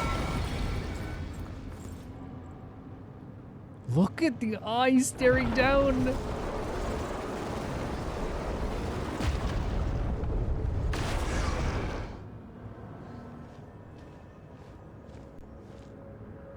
So freaking cool. Evil Eye attacked before the barrier could fully develop. The altar runes have been wrecked. Captain, we can redeploy before it strikes again? I'm afraid not. We failed to block the last attack, and our Silver Lampwick's energy is mostly drained away. There isn't enough left to deploy the barrier again. The situation's not looking good. We have no idea when the Evil Eye will launch its next attack. Without the barrier, it'll be hard for us to hold this position. The monsters around us are increasing in number. Even if we hold them off for a while, our stamina isn't limitless. If things ever reach a point that they are doing such a fantastic job of building the drama of the situation of why this is dangerous. They're making characters either be fearful, worried, and we can see the reason why they're worried. Come on, brother, you're talking like you've already given up. Monsters, I don't care how many line up, I'll knock them down. Even so, trying to hold out here forever isn't a real plan. It's not. It's definitely not. Is there really nothing we can do? I have an idea. You got something? Quick, let's hear it. The sealing array on Koopa Cliff was left to us by the Torchforger and Moonchanter of the Frostmoon Science. Its structure must share the same origins as the Silver Lampwick. Okay. While deploying the barrier earlier, I noticed the 3 verdant crests on the cliff flashing in response. Almost as if they were resonating with it. Those should be the real focal point of the sealing array.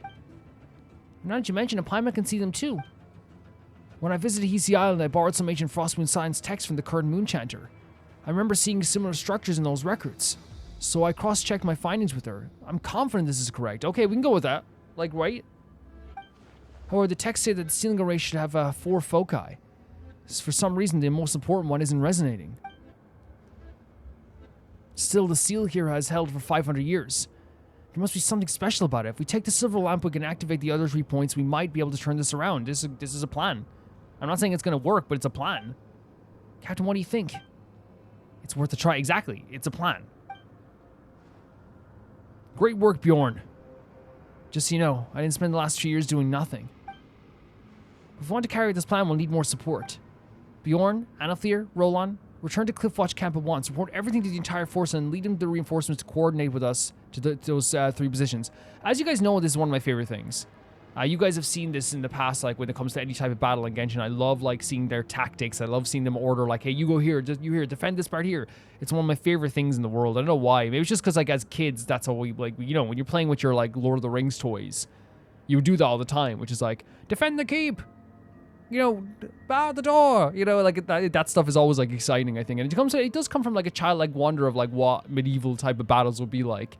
So whenever I see that happening in any type of like game, even if it is like modern warfare type games or even stuff like this, it's like exciting. It's almost like a childlike wonder I have for it in a way. Yes, Captain. If the evil eye targeting the silver lampwick, there's a good chance its next attack will go straight for it. I'll carry the lampwick and activate the 3 focal points one by one. Wanderer, Paimon, come with me. Protect the silver lampwick. Any objections? It's extremely dangerous. If even you doesn't want to, no need to ask. Of course, I'm a captain. You don't need to ask. Yeah, he's just being nice to us, though. He doesn't want us to get hurt. This is the perfect mission for us. We'll keep both the Illuga and the silver lampwick safe. Music to my ears. Captain is in your hands, then. You all be careful, too. Understood. Of course, I'm still waiting to see if Anaflir lands a punch on that fiend and shut up for good. That right? I best not disappoint you then. I won't just shut up. Hell, I'll be groveling at your feet like a mangy dog begging for mercy. Enough joking around. We'll have plenty of time for that later. For now, let's move out. I like that they do have the banter between all the characters too. I might change my team a bit. Not because I don't think Nahida's great on the team, but because I think that like we might have a better team with... Well, we can't change your party right now. Okay, that's fine. Nahida's working anyway. But I was thinking we could change the team maybe to having Kazuha on the team, just so we can draw more characters in. Maybe. So let's go. Activate the tree verdant crest. Like, these are just activating when I walked over to them. And now they're not really activating at all. So sick, that sound as well. A moonlit night for all. The sound as well is so incredible, right? Preparing for dust up. Be gone, shadow of darkness! Be silent. Observe. Do you fear the dark?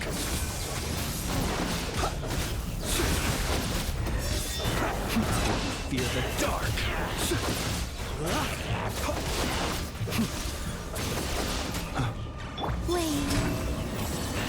Yeah, the lamps, maybe I have to read the tutorial on the lamps again, because I just thought it was like they were lighting normally, but now it doesn't seem to be that way. Right? Light compels you. I wonder. Unless, oh, maybe you have to light them as Illuga, maybe? Ultimatum protocol. Maybe?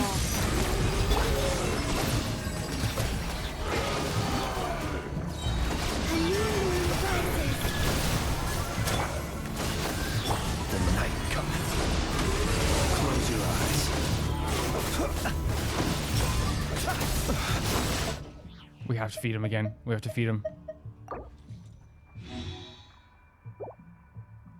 I will return. We can't use revival items on deployed characters? Avalanche.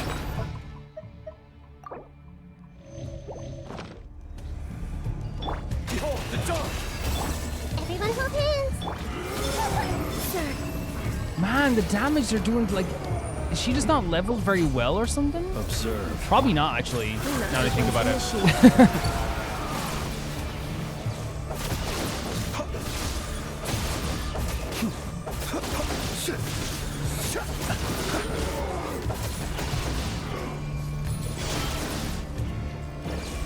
Close your eyes.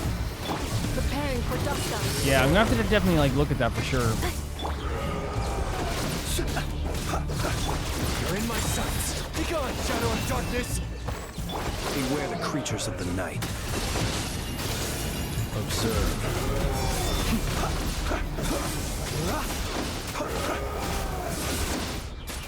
Be silent. To dust. Yeah, man, this is kind of a disaster for me. And I think it might just be the encroaching thing around us as well is not doing very well for us, but we can definitely feed some of our characters again, but Observe. Be silent. To dust.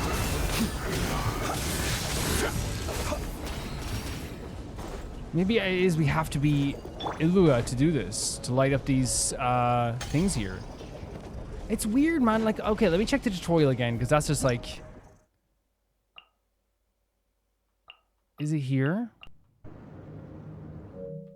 So I think what was happening before was, I think they were lighting it up, and that's why I was like, why are they lighting it up anymore? You literally just have to do your own energy to do this. You know what I mean? I was like, it seemed like I was just lighting up by walking by it with like our moon sign energy, but no, you have to do it this way. So this thought process I had of like, oh my god, like I did it. You know, it's actually like not what you have to do actually. Which is very funny. Huh. How'd this slip through the net?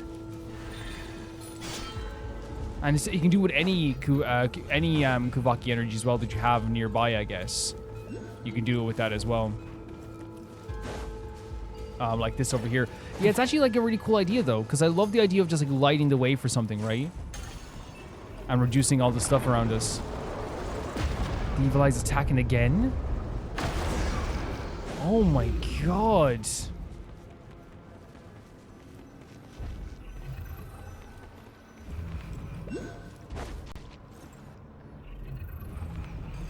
Is that Bjorn? Look at this beast. Out of the way, move it. What's the hurry? One way or another, you're all going to die. But some of you just get to go a bit earlier. There's a very big snark from this character, right? He whined about not dying back then 3 years ago. I'll fulfill his wish. Oh my god, he's playing on these characters' traumas. Right, Bjorn like had this feeling of like, maybe I should have been the one who died, you know? Bjorn, what did you do to him? He's too weak. The weakling's useless crawling insects. Dying is all the good for, no? Don't you dare insult him. He's not weak at all.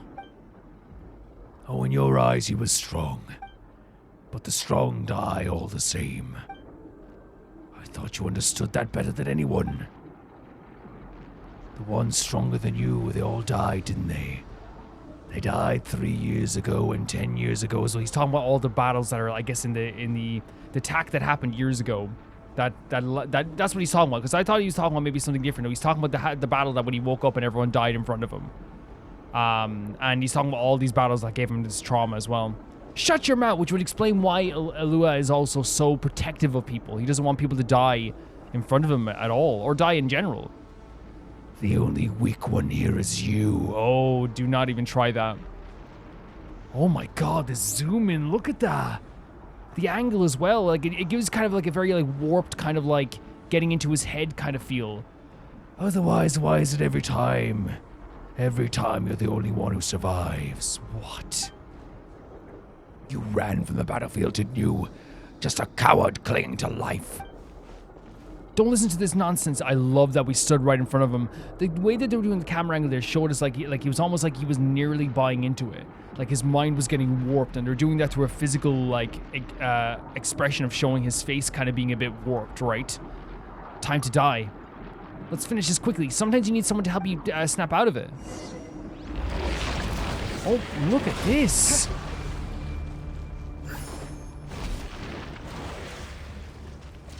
I've never seen this type of like thing before. It's like a isometric game almost. Do you guys resonate with this over here? This is super interesting. I didn't expect him to do something like this. Oh.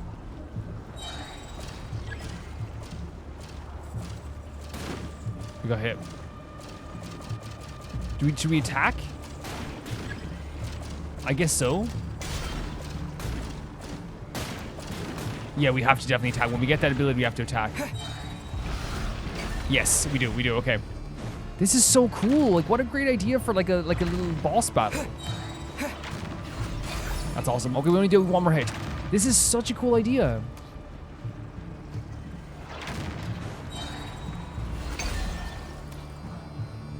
Wait, did we get him down? Oh, we have to do it again. You think it's over, didn't you? Ha ha ha. I kinda did for a second, I'll be honest with you, buddy.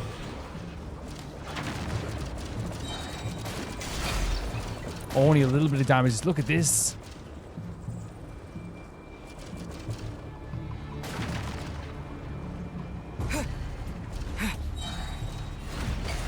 At least we're getting shots in, but it's going to take a lot longer now. This is so fun and so creative.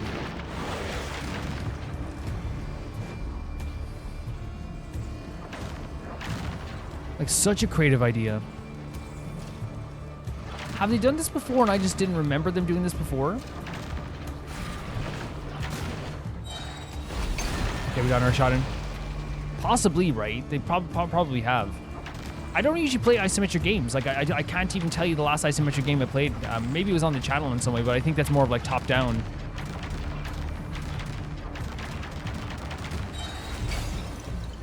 I think people might say that instead. This is more top-down and isometric maybe as well, though, is it? Again, I don't play many isometric games, so I wouldn't know. We'll take the hit to make the play there. Oh boy.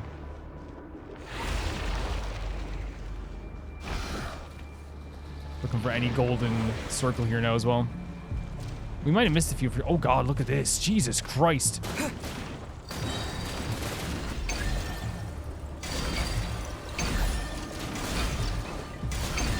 With like a little bit of a cooldown as well.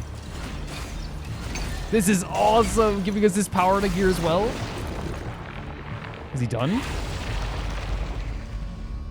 That was sick. That's such a creative way of doing a boss battle. Something I wasn't expecting. How's Bjorn? He's badly injured. The attack came too suddenly, and to protect us, he... Oh, man. And he's probably feeling that survivor's guilt as well. Oh. The battlefield was too dangerous, and he was in no state to be moved. We had no choice but to treat him here on the spot, but with the resources we have at hand, it's just... Captain, don't kill off Bjorn. Bjorn. I'm sorry I couldn't complete the mission. Stop. You can't just give this character like this survivor's kind of guilt feeling and then have him like, you know, this is pretty clearly him being like, I wasn't there 3 years ago. I'm here now. And now have him die. You did great.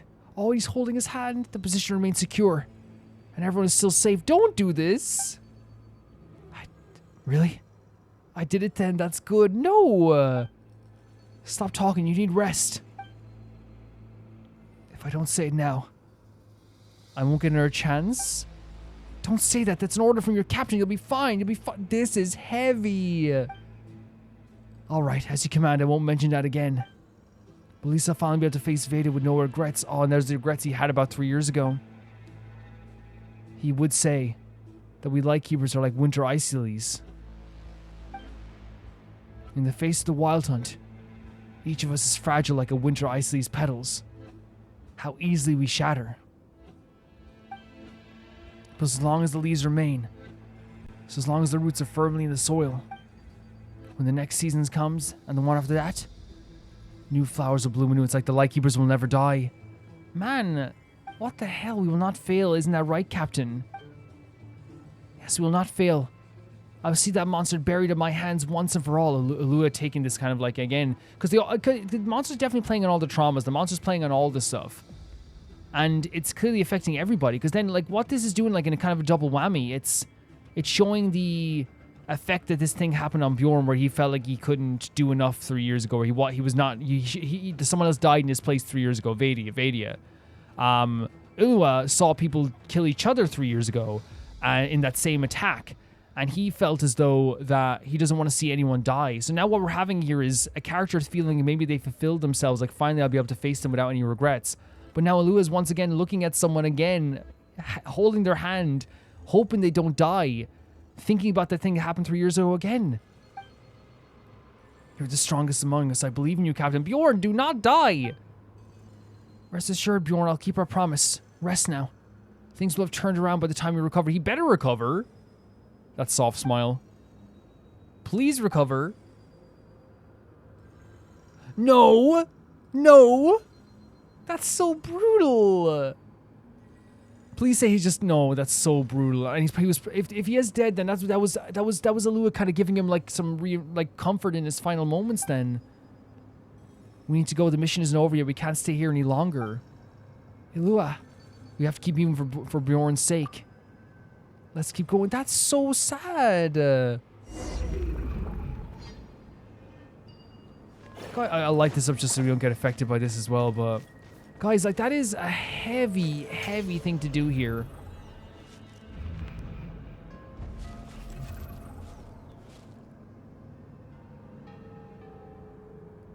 Like, and as we said, it is like a double whammy. This monster is clearly playing on all their traumas. And once again, Illuga watches someone else die in a mission that he started. I'm not saying it's his fault, by the way, but I think that in a way, he's kind of going to be feeling like, man, another person gone. Something I never wanted to happen. But in Bjorn's perspective, it's like, but I, you know, wanted this. Hopefully, now here's the thing. I know, like, maybe watch as we go over here, he's actually just injured. That would be the hope and dreams and hope and of everything.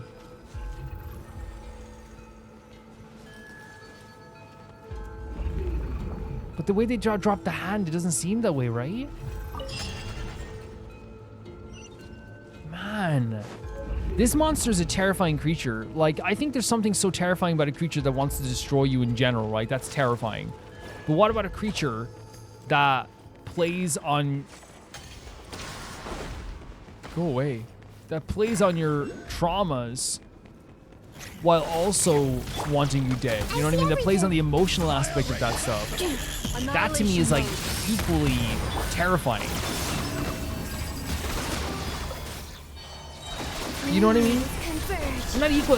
I said more terrifying. A creature that plays on your emotions. Night falls. Close your eyes to dust. That's a terrifying prospect in general.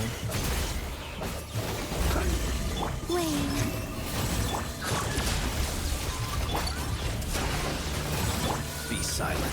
Close your eyes to fear the dark. Try to get with the ones with the less health for now, I guess. The night cometh. Yeah, it's absolutely terrifying. More as well. Over here. Everyone hold hands. A moonlit night for all. Preparing for dusk. I don't know if this helps, but it can't hurt. Well, Nikita's thing actually would help, actually, the actual thing that does raise elemental mastery, right? The actual thing she creates, this thing. I guess it could help, right? Installation chamber deployed. Oh, we did it. Okay. Well done, guys. Me showing up late to the battle. We did it, guys. Well done. Yeah.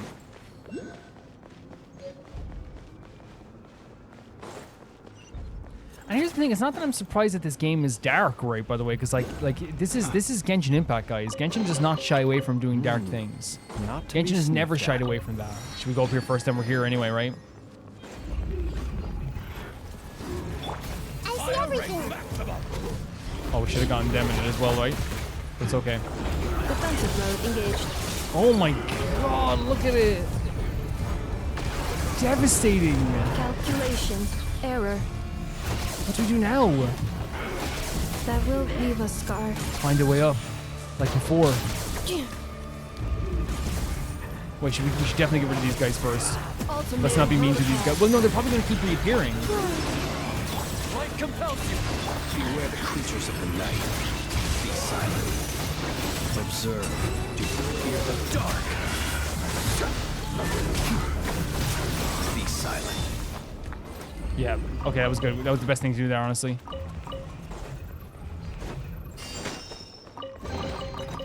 We're getting a lot of chests, which is how nice the as well. world has changed. Man, it's just, Might it's I so, ask, when did the custom of placing treasure chests in every nook and cranny come into fashion? I don't know, but we're very happy for it. I genuinely think it's incredible what they've done here.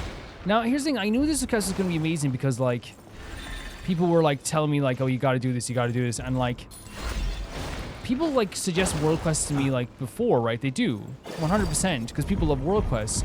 But I know when enough people are like, hey, man, this is going to be amazing. Oh.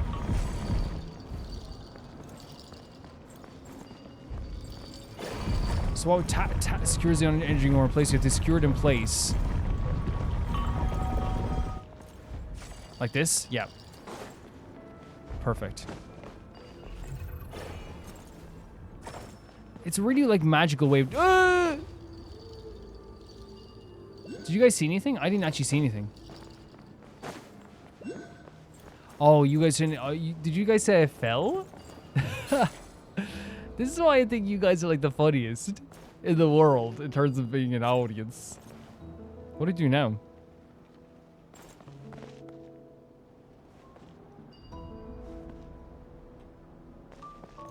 Oh, we connect it. We reconnect this here. Yeah, and then reconnect it here. No, no, back around.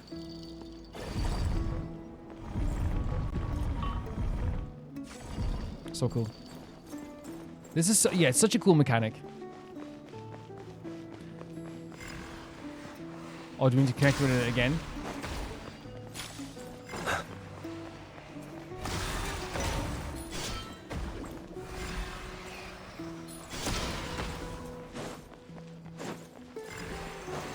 I forget how to... This is another one of those moments where Calvin's gonna forget exactly how to do this. But it definitely has something to do with this, right?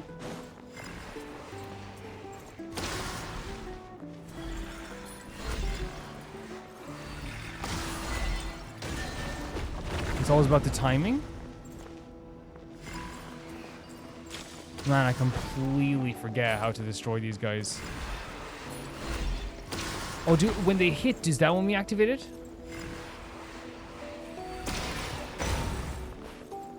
Close your eyes. I don't know, man. I did this like so long ago, and I still don't remember exactly how to do it.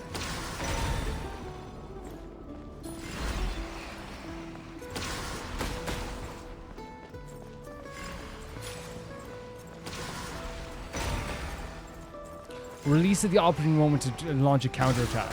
So you have to do it. It's a timing thing. That's all it is. So, like that, we have to do it like really quickly. Is that it? Oh no, maybe we have to shoot through them at the time. Okay, let's see. That's it. Okay, now it makes perfect sense. Perfect. We have it now. We won't soon forget.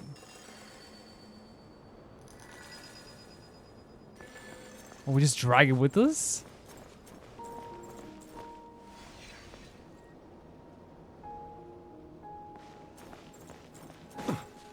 And we can resonate. Great, we did this place as well. This is a really great quest just in terms of like the actual mission itself. Not like, you know, the places we're walking up here, the locations we're traveling to. The story that like is accompanying this, making it feel so dramatic and so much like full of tension. Like they've done a really fantastic job of making this like such a fantastic quest, honestly.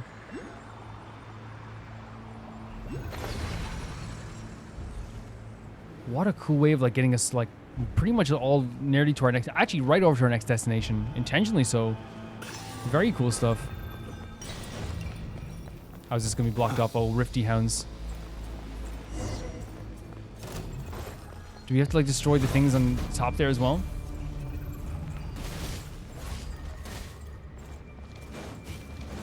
Or can we just attack them?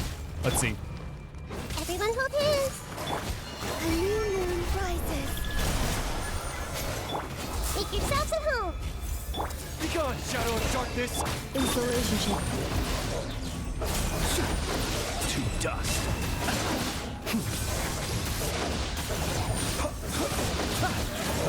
Night falls.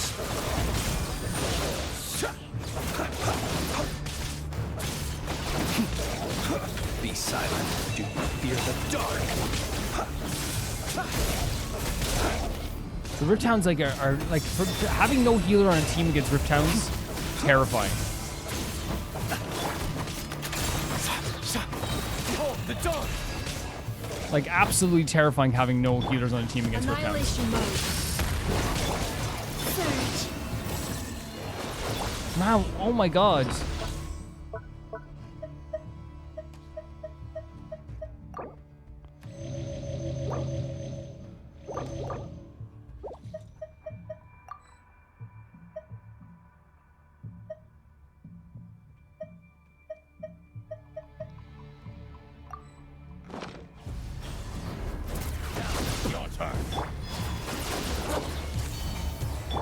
I see everything. Accelerate defensive mode engaged.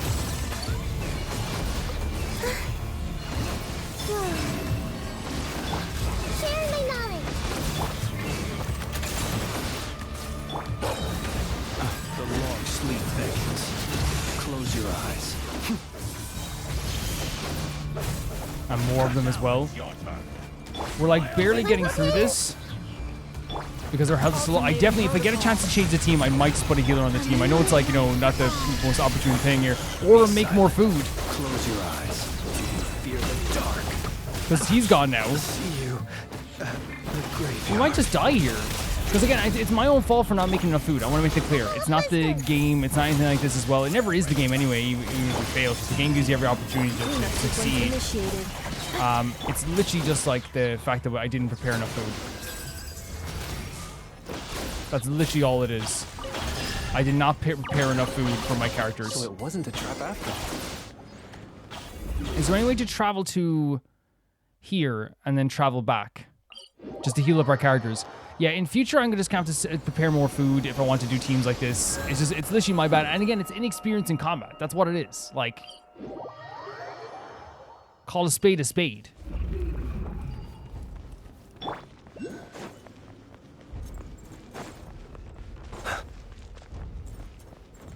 Use the silver language resume you just read it before. Sure.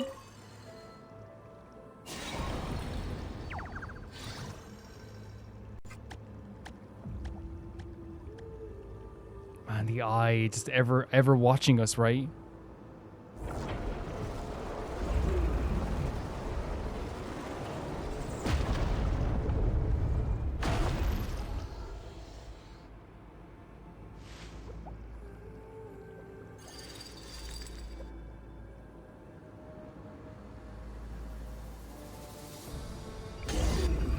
More combat, is it? No. This isn't good when you strike back. Tap to shield the instant the attack. Wait, what? With what? Tap? What do you mean? Oh, okay. I was like, what do you mean tap to shield? I mean, I can do this no problem. I love doing mini games like this, but that's sick, you know? Right into the eye. Deservedly so. Wait. They always go out for these world quests all out. Is that a sword? It's like a sharp spear of some kind.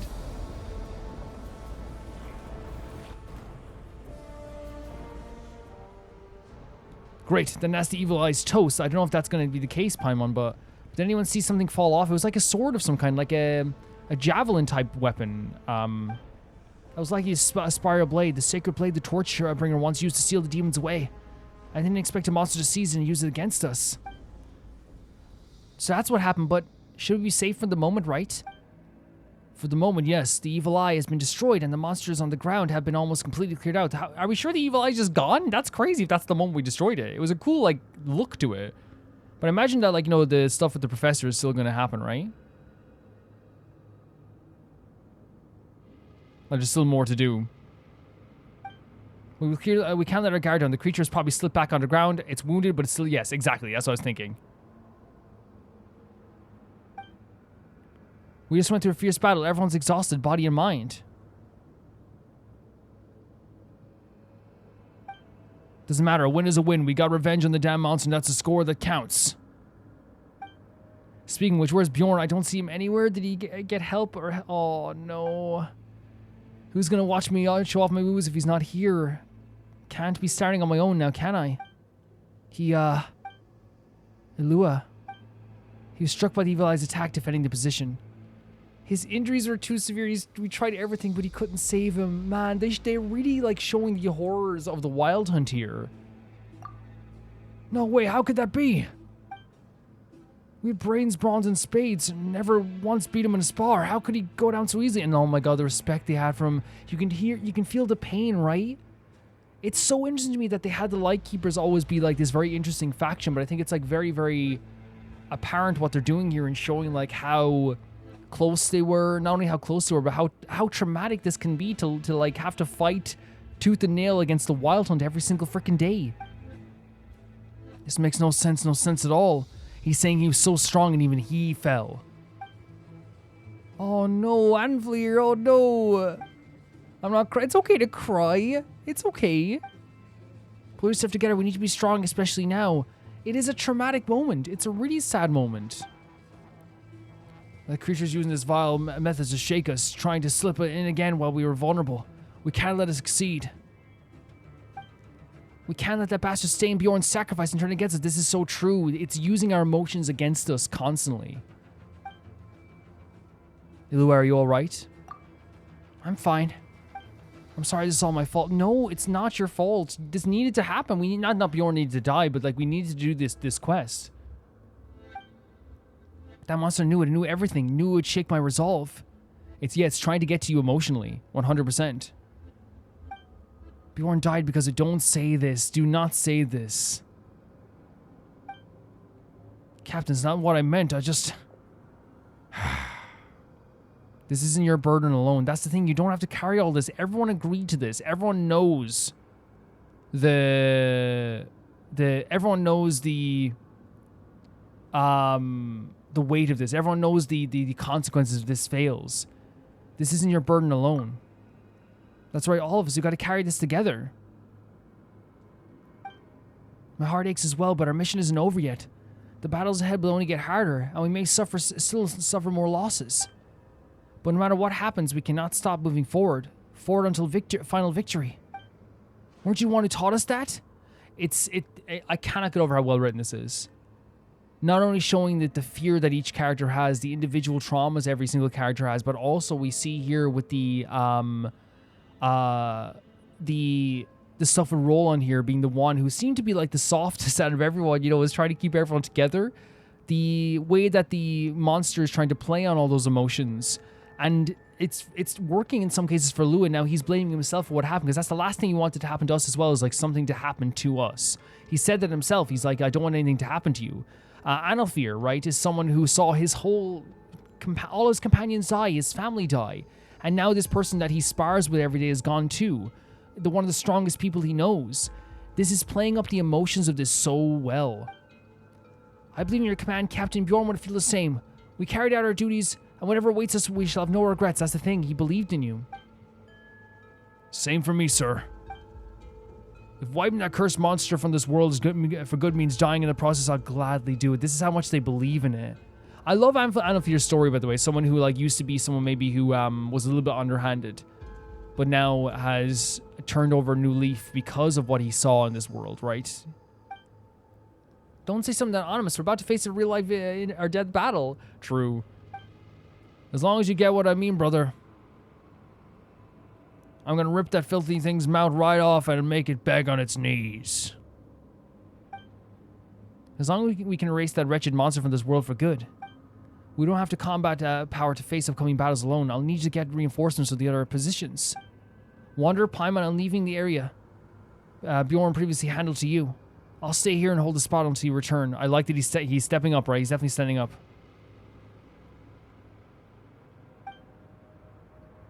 All right, leave it to us.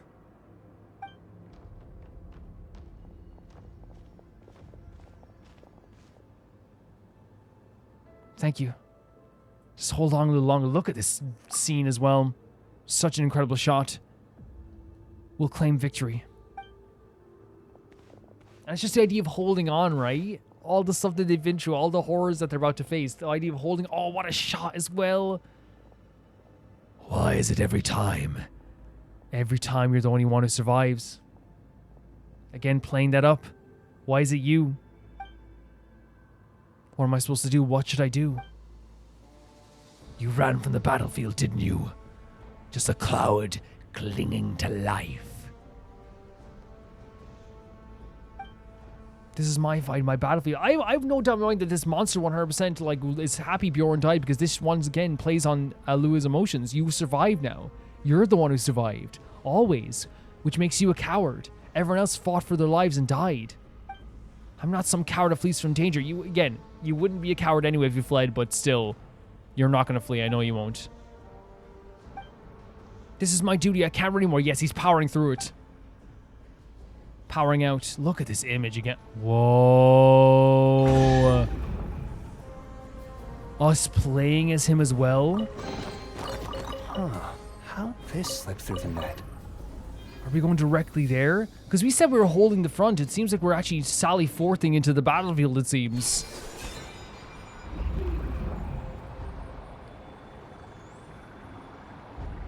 Oh my lord. This is such an incredible image. It is. We're going right in there. He's not waiting around. That's cool. Oh my god, an on-rails shooter. I love that. You guys know I love these type of things. Thank you, Aedon. Oh, that's so sweet. He's such a passion for everyone. The spirit blade must have fallen into the underground ruins. Like the silver lamp gets a relic that holds extraordinary power. If we can get our hands on the sword, even if power to strike down the monster down. And Aedon singing as well. Very cool stuff. It's just an incredibly cool mission. The fog is getting thicker. I can hardly see the path in front of us.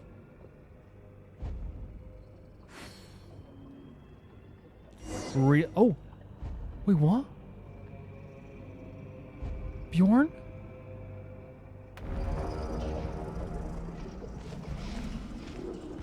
Are we seeing like... Oh. Oh, it's an actual battle. I thought they were showing us like... I'm sorry, complete the mission. What are you talking about?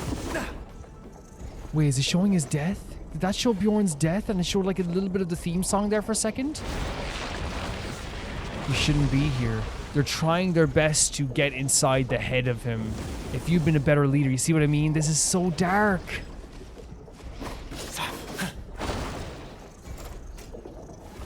And the fact that this is first person as well. Can we press on with this? Take good care of Oliver. That's what Olsen said. Are we seeing all the things that they said? What do we... I'm pressing the attack button, so I don't know what they're... It's not letting me move any further. Like, I can move through attacking, but that's it. Do you want me to attack all the way down here or something? You're too weak staying here won't do any good. Run for your life. Like, it's not letting me move with my legs. It's like making me attack. She really was an amazing mother. Sacrificed herself for her child. Poor thing shaking so hard. This place is no place for someone so young. A child who can survive all this, certain to grow up strong. After all, so many gave their lives to protect him. Is that about us? No, that's the old man. He'd never say something like that. We can't stop here? Did I get overcome with this stuff? You cursed monster, you'll pay for this. So playing all these emotions. Is it a thing where like his mother... Did Ilua's mother die for him as well? This is... Oh my god, it's a Genshin World Quest, guys. We got a gigantic hole we're about to jump into. It's a Genshin World Quest. Oh my god. You know it's a Genshin World Quest when they have this life-changing environment they're about to send us into. Holy hell.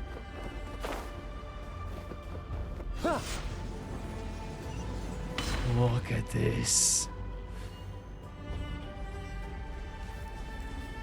That's Genshin. We meet again, little chick. It's a shame that it's only you. No matter, once I'm done, I'll send you I'll send the others after you one by one. Bark all you want, but you still can. I'll still make sure your silence is eternal. All by yourself, you think you can stop me? Taking down Olaf like you was more than easy enough for me. And again, he's doing it alone because he doesn't want anyone to get hurt, but he should be doing it with other people as well. There's a sword over there, by the way. I see. I see why you didn't bring the other little fledglings with you. Deep down you think they're too weak, don't you? The kind who die the moment there's no one to protect them. Just like you, little hatchling. Shut your filthy mouth. Die! Love that. Love the die, by the way. Oh my god. I don't really know how to use them, but I'm assuming... Yeah, okay, they're giving us, like, very much leeway. They do this sometimes with named characters that we have to use sometimes. Like, they do it with the Traveler all the time. No matter what build you have with the character in your own team, You got this. they will up their damage by a lot, and it helps out so much. It really does. No matter what it is. Again, this fighting by himself, like oh. Damn it, they just don't stop. Too much for the stomach already. This is only the appetizer. Soon, very soon, The Professor will ascend this tower and open the path to Elysium beyond the Professor. it will make feast unlike anything in this world has ever seen. Truly something to savor.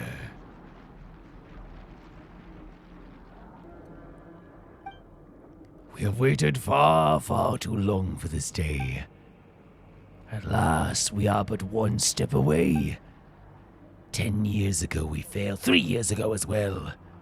But this time, never again. So he's taking open responsibility for what happened those years ago. I won't let you get your way. We won't let you get your way. We? Have you ever considered, as you fight all alone, that those weak, defenseless teammates of yours might already be dying outside, one after another? No, you can't think that way, Illuga. You can't think that way. Yes, just like winter icicles. A gust of wind, a touch of rain, and they wither. Shut up, I believe in them. Look at this facial expression as well. They'll be fine. No way! I'm not some damn flower, I am. Even if I were, I'd be a demon-eating flower made to devour scum like you alive. Adalfir, how did you... Talk later. Focus on taking out the enemy first. And oh, look, this is so cool. Captain, give us the order. That's the first thing we say. Paimon jumping in as well, at first too. Like, I think they probably knew he was doing something. I think they knew that he was probably going to do something by himself. You guys. Understood. Assist me. Together we repair the seal and reclaim the spiral blade and bring this monster out. It's so freaking sick, man. It's so sick. I want to wait till I do that as well, having the monster be like, you know, oh, they're dying outside, you know, they're dying outside. Boom, they return. Already, you can count on us. Weaklings. Trash. Insects. No matter how many of you come, it changes nothing. That damn monster's hiding again. As long as we repair the seal, it won't matter where it hides. Let's go. So we have to repair the seal. Wait.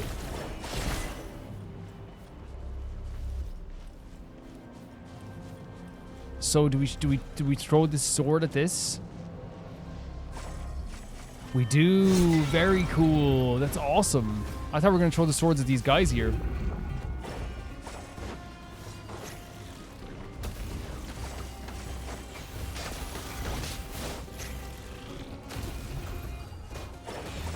That didn't work? There we go. Very, very cool. Very, very cool. Let's go back over and get this one then. Yeah, the message they're sending with this as well, with Illuga and having people actually by his side, it means the world to me. And it just shows like a great like way of countering the trauma that this beast is bringing towards Illuga as well. It's really well done in that sense. Look at that. World quests always go all out. They always go all out. A seal like this will not hold me. Anfield, rolling. Captain, we're fine. Captain, watch out for that monster. Monster, oh my god, look at him. Look at his face. He'll pay for this. So is our usual team it is? Oh, this is going to be devastating. I have no idea what's going to work here. But we're going to go for it. dust up. to start going for it. Defensive mode. Observe. Beware the Why not? creatures of the night. I feel like they were very nice to give us Silent. a bit of leeway here. Oh, the scream is great. Night falls.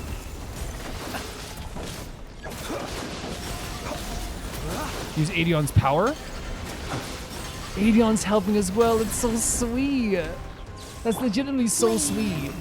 Installation chain. A minute to memory. Be gone, shadow of darkness. Annihilation mode. Close your eyes to dust. It's the same thing again. This is so sweet because it's like everyone helping him out, right? Do you fear the dark? So sick, man. This is so sick. I'm getting so jittery doing this, man. Close your eyes.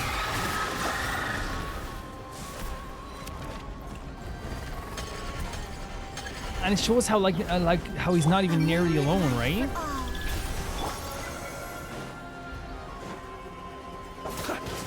Be silent. Close your eyes. Do you fear the dark?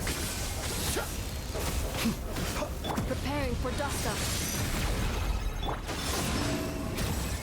Lovely stuff. Really cool battle. But is it over? Curse you. Curse all of you. To think I'd lose to such insignificant. You're only insignificant on one here. Hiding behind your venomous words, too afraid to face us. Whatever you say.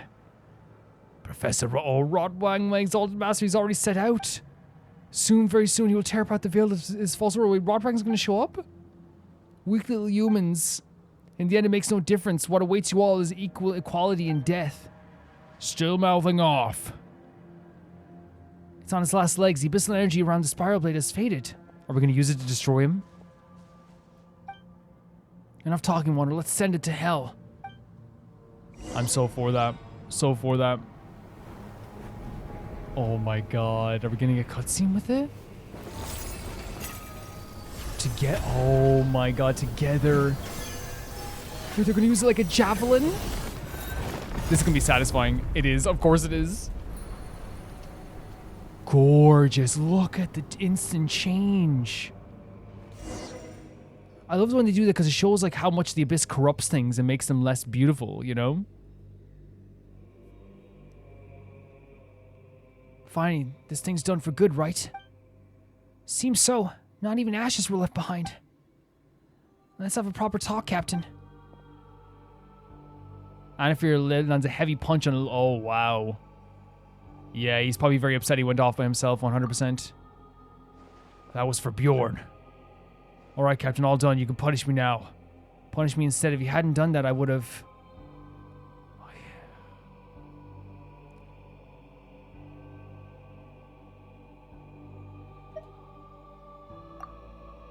That's true, but Paimon can't say she doesn't understand how Anafir feels. You crossed the line this time, Illuga, going off by himself. I understand why he's frustrated, right? 110%. It's, Bjorn dies, and then he goes off by himself, and what could have happened there is Illuga could have died as well. Illuga could have died. I won't punish you, you were right. Since you understand, Captain, I suppose I need to say nothing more. I'm sorry. I lost my composure. It's just at the moment, the thought of you might leave me as suddenly as Bjorn did. He literally wanted to go in head first because he didn't mind himself dying. Because that was the thing all in his mind. I always survived. It was the idea that other people had been lost too, and I think Bjorn set that off for him. I think Bjorn changed everything for everybody because it's like, I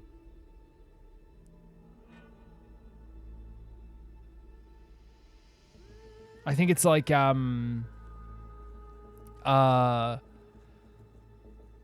know, for him, it's like Bjorn died and I don't want that to happen again. For the other guys, it's Bjorn died and I don't want that to happen to Illuga, you know?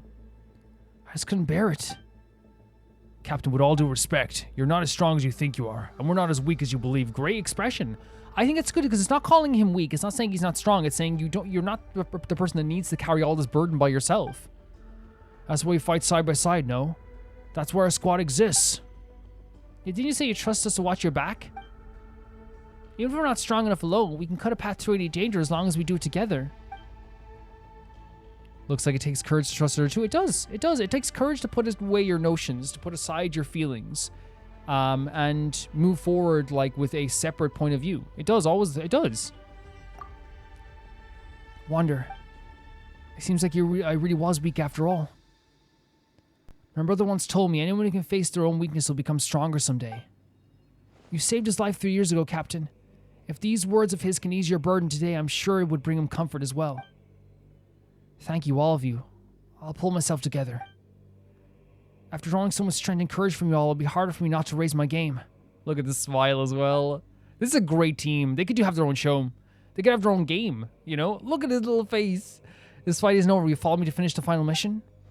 Of course, and we're sticking close. Can't have our captain wandering off and disappearing on us. Looks like I'll never live that down. It sounds harsh, just take it as punishment. Honestly, I'd say it's pretty light as those go. I deserve it anyway.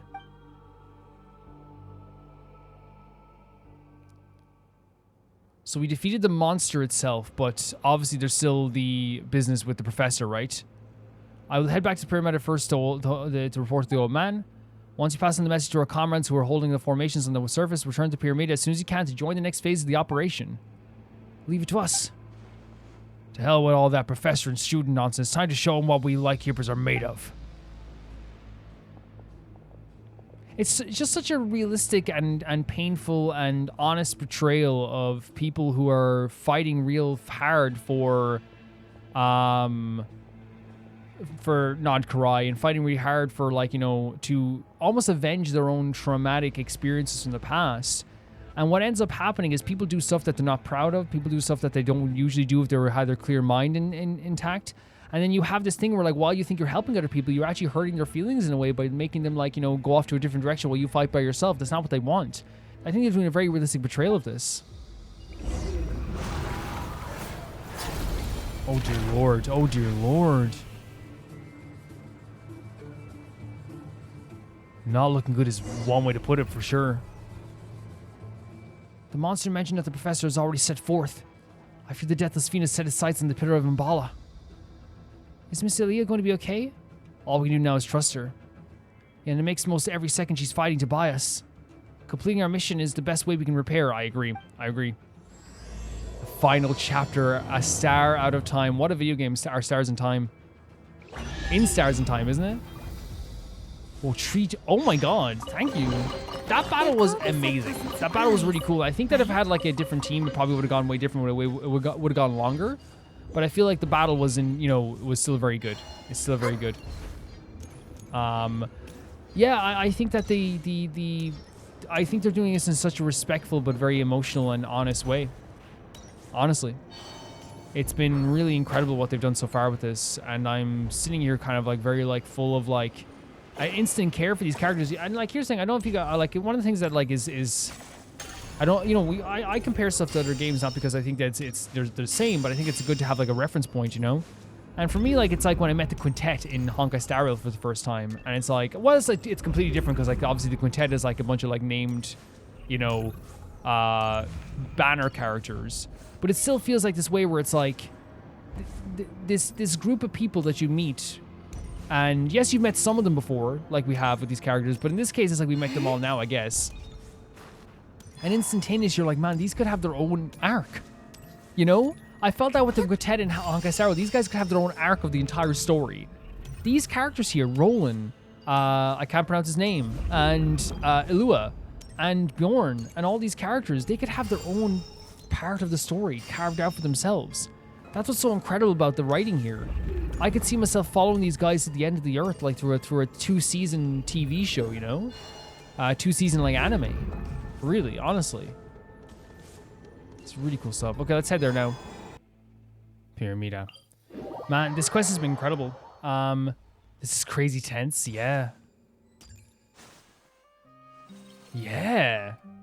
I mean, this place is incredible, by the way. We looked at this before, like, a little bit, but this is one of the best locations in Genshin, just for, like, the feeling of this place, the vibe of this place. It's very, like, beautifully romantic in kind of, like, a very dangerous way, like, in a way that kind of feels like there's, like, a lot of, like, you know, there's, like, built-up anger here, there's built-up history here. It's all trapped in this one place, and it really feels very interesting to me. I don't know, I love home bases, I really do, but let's check out this area up here, too.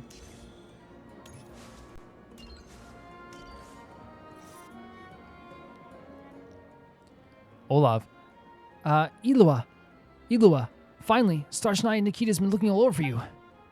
Starshnaya and Nikita? Wait, Wonder, Nikita isn't the old guy who bumped in back at the Pyramida?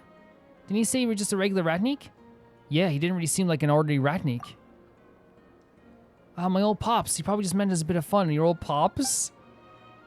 Like a surrogate dad, maybe? We can talk about that later. For now, let's go update him. We gotta kill him. The music here is so gorgeous. What a location. Are you kidding me? This location is incredible as well. I love this. I love this so much. Grants are back. Back safe, I see. How are things at Koopa Cliff? You give a quick rundown of what happened.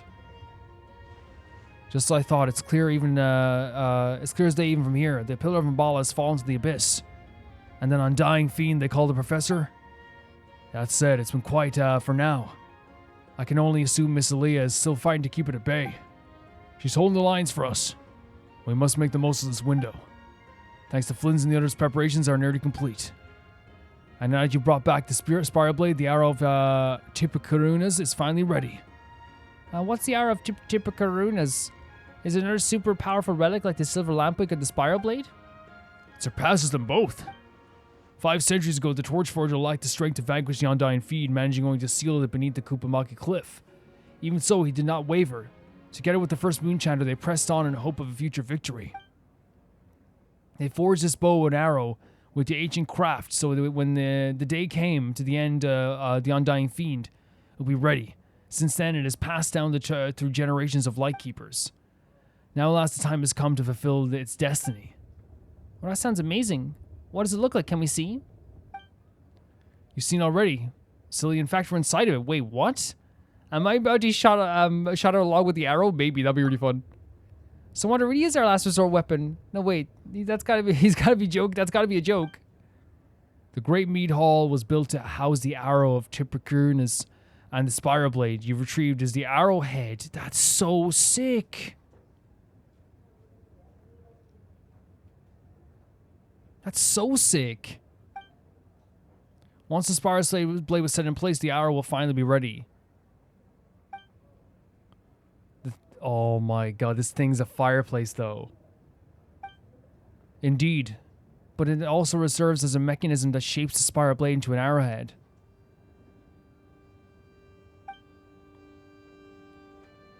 We need to act before the Cataclysm Egg hatches. This bow and arrow have been passed down from this moment to end that threat once and for all. This is going to be so freaking cool, isn't it? Oh my god. While you prepare the shot, that Undying Fiend will likely lash out one last time.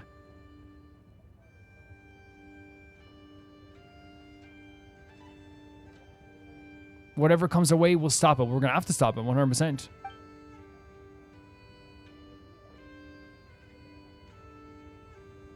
The launching of the arrow, Tippakarunas is in your hands.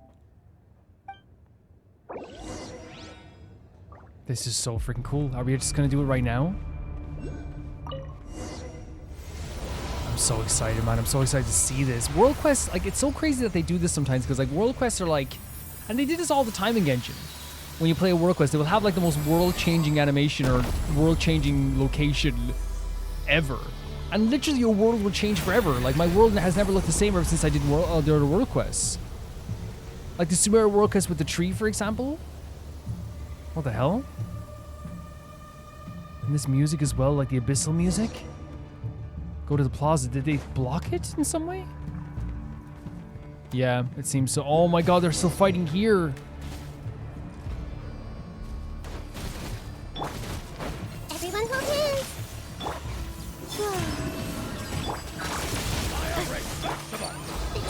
This is so, and then honestly, like, for the idea of like a final battle, right? It makes sense. Be silent. To have this happen, like, right now, right? And right here where everyone is. Close your eyes. Is this endless? This might be endless. Maybe this one doesn't move forward? Maybe. Do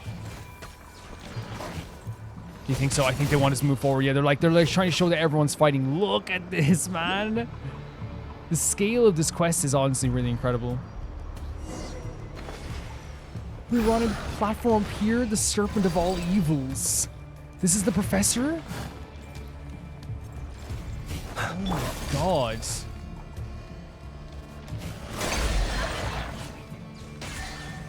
Oh, we can feed him like this. Okay, I was wondering there. Oh my. I mean, it works.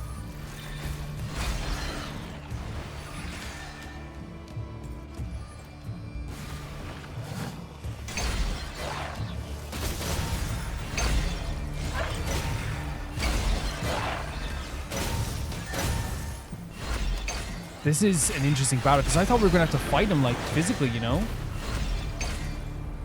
But it doesn't seem the way at all.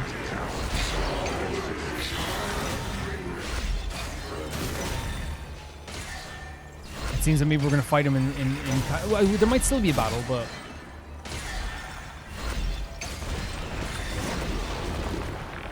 Activate the amplifiers? Do we do it now? Do we go back and activate it? I love them showing, like, the desperation of this, right? You know what I mean? Like, that's how desperate the situation got. They're still fighting him down. Look at that. They're still fighting the Rift Towns down here. We have to go and do this. This is how you do a, like, final battle. We have to hold them off. We have to do something kind of situation. And we can see it right in front of us. It's devastating. Wait, activate... Oh, they're on the other side. Sorry, I thought they meant to activate the thing. Okay. Oh, this music as well. I love what they're doing here, man. This is incredible. I'm so glad I did carve out some time this week to do it. Was it over here?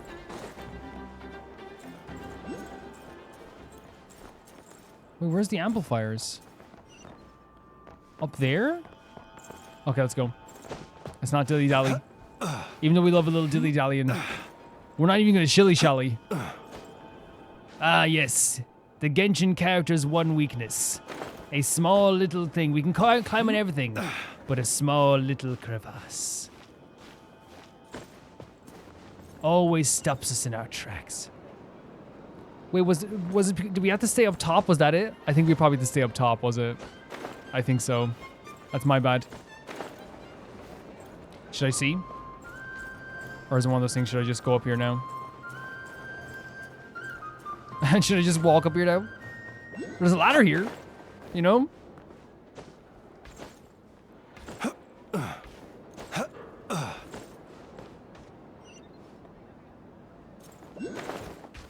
I don't know, man.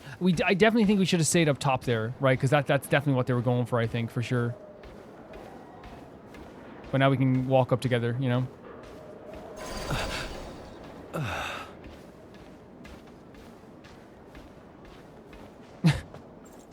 We should take a break here.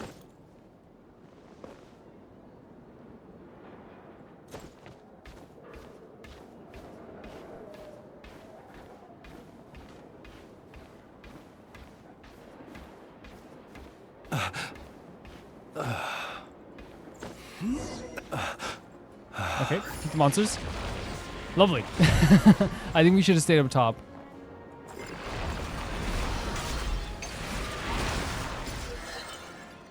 So cool. Now that we know how to do that, it's really, really fun.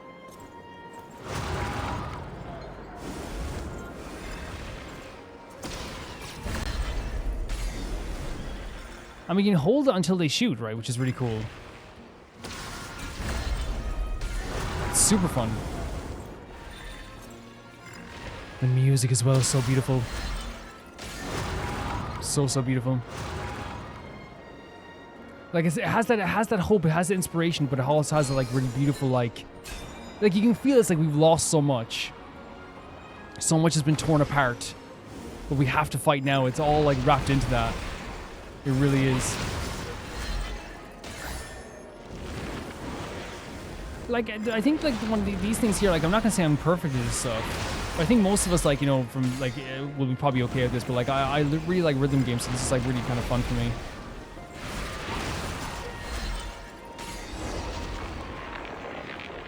Not good at rhythm games, but I like them.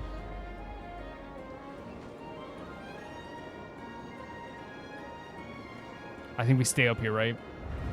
I think we stay up here this time. No? Fuck. Oh my freaking god. It's like a freaking transformer.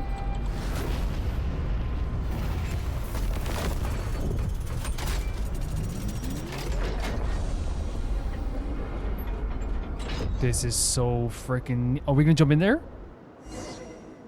Let's go. Let's go. Oh my god, the heroic music. That's so cool.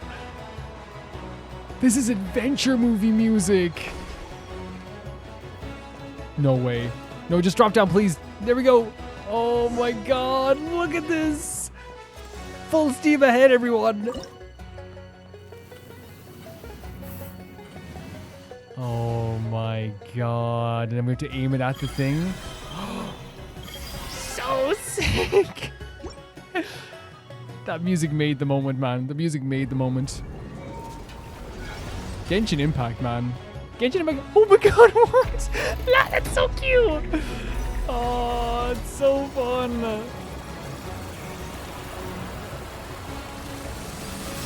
That was so cute. Are you kidding me? That was so cute.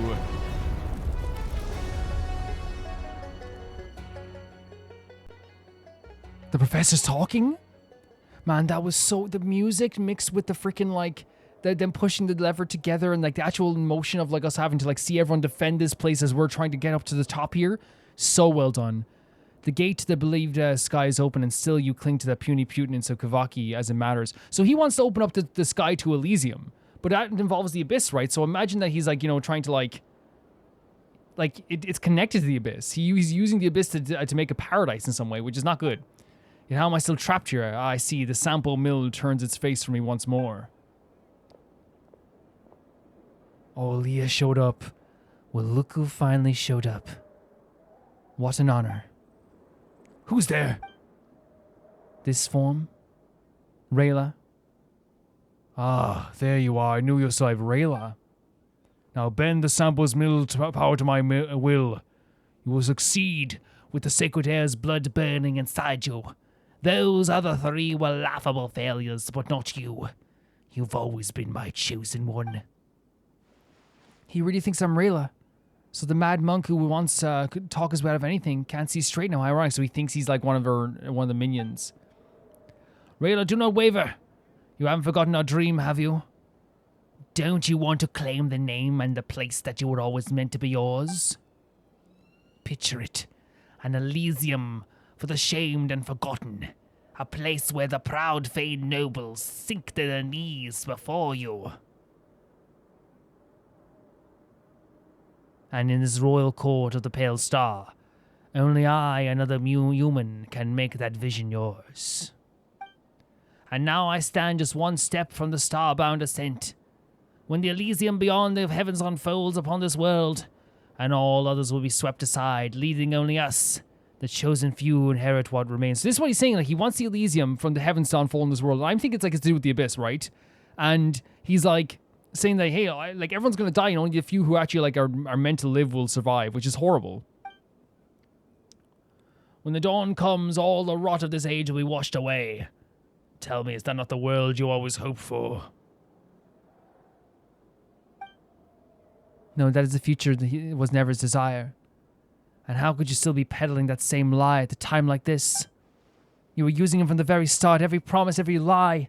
You spun them all to make him seize the sample mill for you. And that Elysium you keep preaching about, it was only ever meant for you, so it's like, yeah, you're the only one who would benefit from it.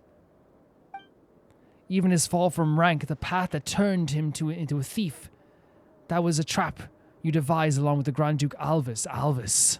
All of it. You might have called me Rayla by mistake, but that suits me all the same. I carry this role in legacy. The name Reed Miller is one I will take without hesitation. Ruthvangi, Mad Monk, Professor, Undying Serpent, your story ends here. And I will end it in Reed Miller's name. We know the name Reed. That was from the Verna quest as well, right? That was from the Verna quest.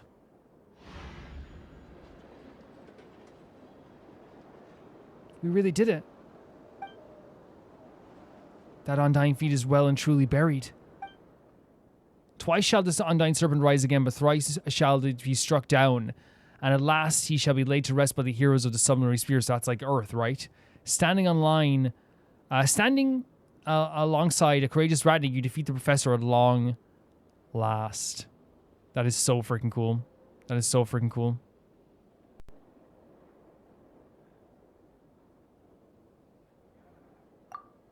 For several days after, you stayed in the Pyramida. We stayed. Okay, I mean, it makes sense we stayed there, I guess.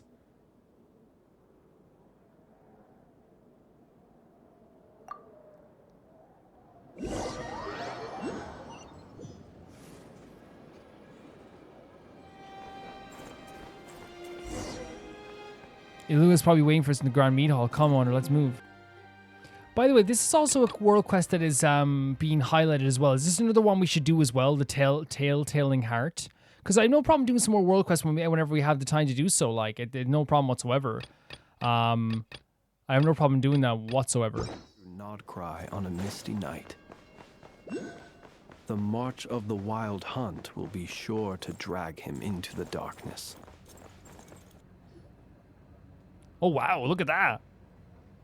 Some good looking food.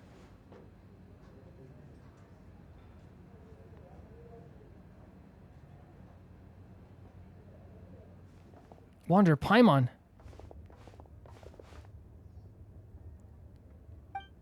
Looks like we're on the right or we were right on time. The place is absolutely buzzing, 100%. Everyone's been hard at work these past few days. Now things have finally settled. Down, we were able to find a moment forever to bring everyone together. It couldn't have been easier for you either. 100%. This was a tumultuous time. A tumultuous time.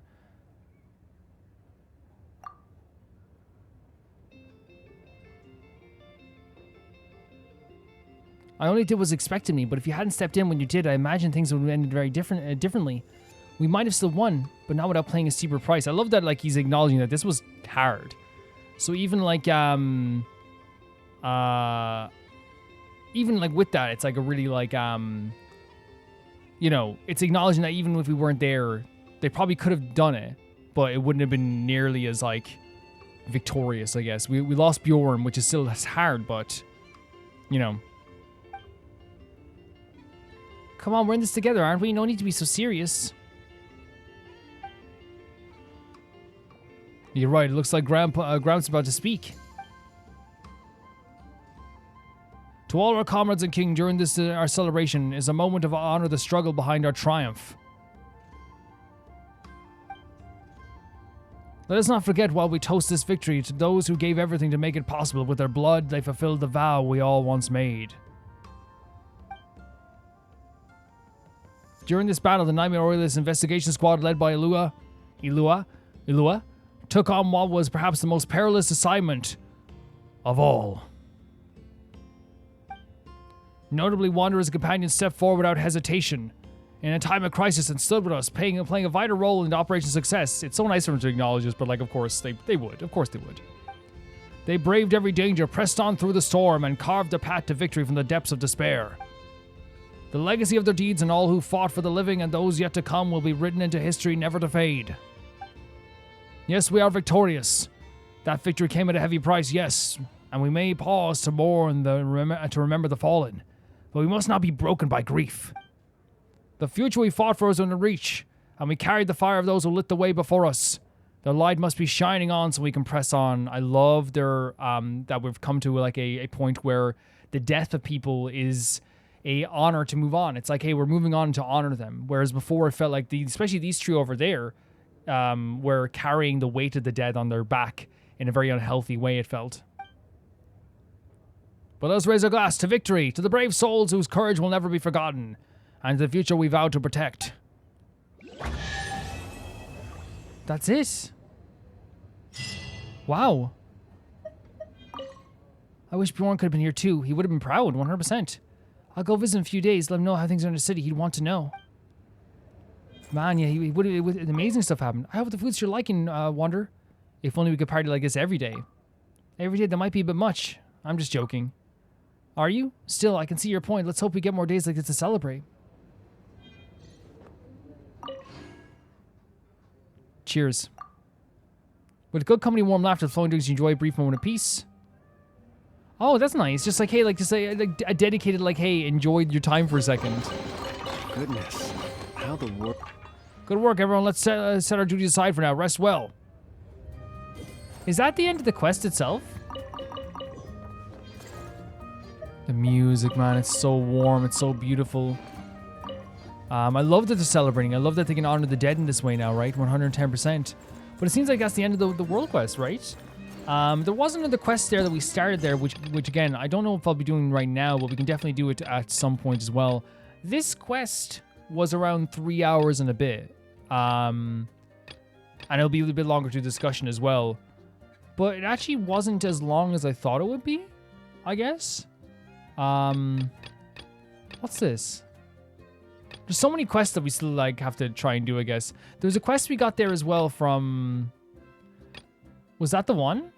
No, that's the one. This one I want to check out as well, I guess, since it's highlighted, for sure. There's another quest that was like all the way down here. But I forget exactly what it's called, but it's okay.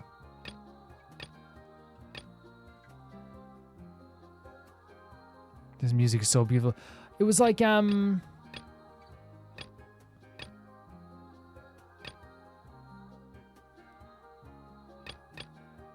was a quest we got when we were talking to I imagine if we look at it, it'd probably be like a closer area.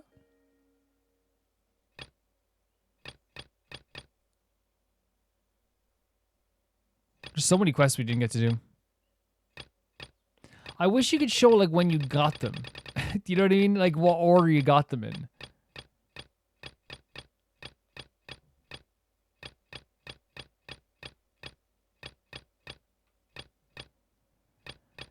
You know, the color, it's not these. The color of emptiness.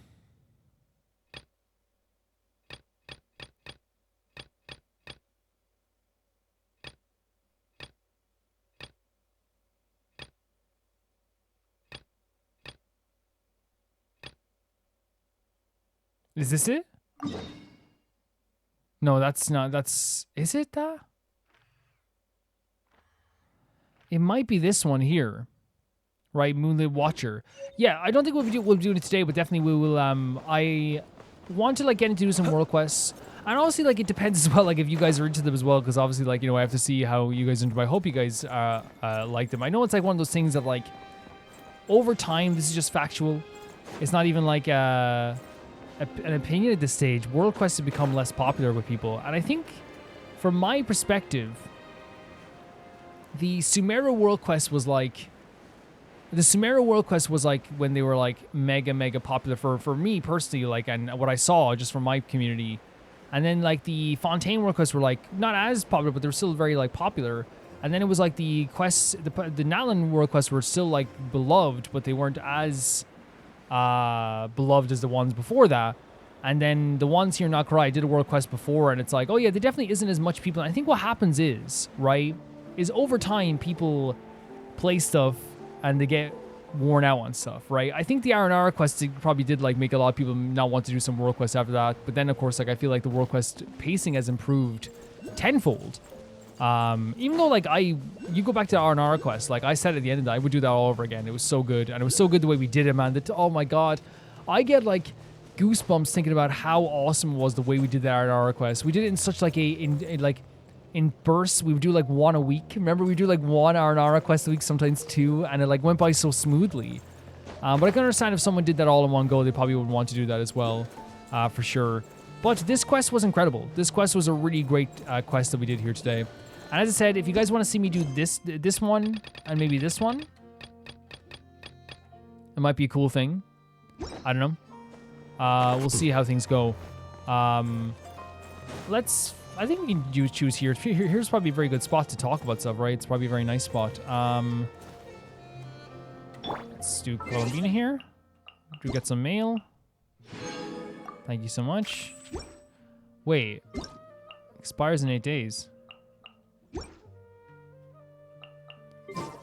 We can totally talk about this now, for sure. I'm gonna have to do a pose because she'll start again. She has the most quiet idle animations in the world, so it's not that much of a problem. But she thinking, and she default. We need Smiley. and disappointed. You know, we need to unlock our friendship levels. But yeah, I actually think that what's crazy about this is that, like, I'm going to forget stuff from the Verna quest, but the Verna quest was great as well. I remember, like, the name Reed Miller, and I think it was, like, Reed Miller had, like... Was Reed Miller the one with, like, the different, aliases over time? I think it was. I think Reed Miller, and I think he wanted to find Elysium. It's clear here that he wanted to find Elysium. And what's interesting about it is that they even said there where Alia at the end was, there was like Reed Miller wanted to like you she's like, I'll represent him, right? I'll represent him because you corrupted him, it seems. He wants, so it's clear that Reed Miller wanted Elysium, but he didn't know what that entailed really. And in a lot of ways it would seem that like the professor was trying to bring Elysium to this world in a very forceful and horrible manner where it's like only he would benefit from it. But it seems like what he wants to do is bring Elysium from beyond the sky. But to me, it sounds like he wants to just let like Abyssal power, like, you know, be the thing that helps him get this Elysium, which then would make like the whole world, as we saw here, corrupted. He was corrupting the world. He was corrupting Nagkarai. He was corrupting these areas. So that Elysium is like more of a corruption, that it's a beautiful place for him, I guess, in a way too. That's the way I see what his motivations were, what the professor's motivations were, to bring a perfect paradise to this world that would only benefit him through the power of the Abyss. And that type of thing can't happen because, as we've seen so many times in stories, the whole idea of like a perfect paradise is beautiful in general, but the idea of Nagkarai, and that's why it's so important to have a story like that in Nagkarai. Nagkarai in general is a perfect paradise, but in its own way. It's a group of, it's all different cultures and countries coming together and different people coming together and self-governing this like beautiful world here where they all have like this interesting respect for each other. They like have like this kind of like synergy where like, oh, you make this stuff, then I make this, and then we all come together and make this in the middle. We make food for each other. It's this really beautiful place that is kind of like very self-sustaining. And in a way, you could call that an Elysium. Now, could you call that an Elysium without the Abyss? 110%. It's a beautiful place where like all these beautiful green areas, again, all these different tribes. Elysium is like almost subjective sometimes, right? The idea of an Elysium. But in this case, the Elysium in his mind was very clearly like it was like for him. It was for him. The professor is for him. And I do think they built up the professor like in a very interesting way where we heard about him and the serpent and the thing during Verna's quest. And I'm sure there's other quests in between that I missed. In fact, like if there are other quests, we can definitely pick those up. The thing is, guys, it's one of those situations where like, it's not me going like, well, you told me to do this. It's just more of those cases where like I was doing like all this stuff with different games and different stuff too. And then I see like, hey, like do the 3.3 world quest. And I'm like, yeah, I'll do that 100%. And that's not me saying, by the way, like if I missed the quest, it's like, see, it's all the people who suggested. It's not saying that, and saying that like, of course I'm going to do the quest that people are like, hey, you should try this out. You know what I mean? This is, especially when I don't know much about the world quest in Nagkarai, you know? I feel like, because one of those things that happened was when I was doing the Genshin quests all in a row, like all together, people would be kind of like, oh, try this world quest, try this world quest. So I'd always get like these world quest suggestions. But now I feel like it's kind of a different energy because it's not like 4 episodes a week, if you know what I mean. But yeah, like the professor was well built up even with that, though, with the quest with Verna and all this stuff too, and the idea of the serpent. And we heard the idea of the prophecy of having to strike it down a 3rd time. But what I really liked about this quest, what I brought into that story, was the idea of how personal the emotions were and how personal that the Lightkeeper's story is. And I think that's like what makes it so interesting with Genshin, is that they never do anything in like a measure that's just like, oh yeah, like this is a dark story that, you know, it's dark because people are dying and stuff like this too, because that's obviously dark already. But it's then when you bring in the actual very realistic feelings that it makes everyone else feel. And we saw that happen here with like Illuga, right? The regret that he feels and the survivor's guilt that he feels, feeling like he is like worthless. Maybe he is a coward in his own mind. He's like, I feel like I'm a coward, you know, that I'm the one who survived in that moment. I woke up to watching all my people die. And that is the weight. And we saw that with like all these characters. With Bjorn was like, it felt kind of a similar way where it's like, I didn't get to fight the time, but someone else died in my stead. There's like these heavy emotions. And I think that's like what's always important that Genshin does so well, which is, it's not just that these people are dying. It's not just that there's a horrific battle that happened before. It's not just that like, oh, this world is violent. We know this world is violent. But the way they do it is kind of like, the world is violent, yes, but also at the exact same time.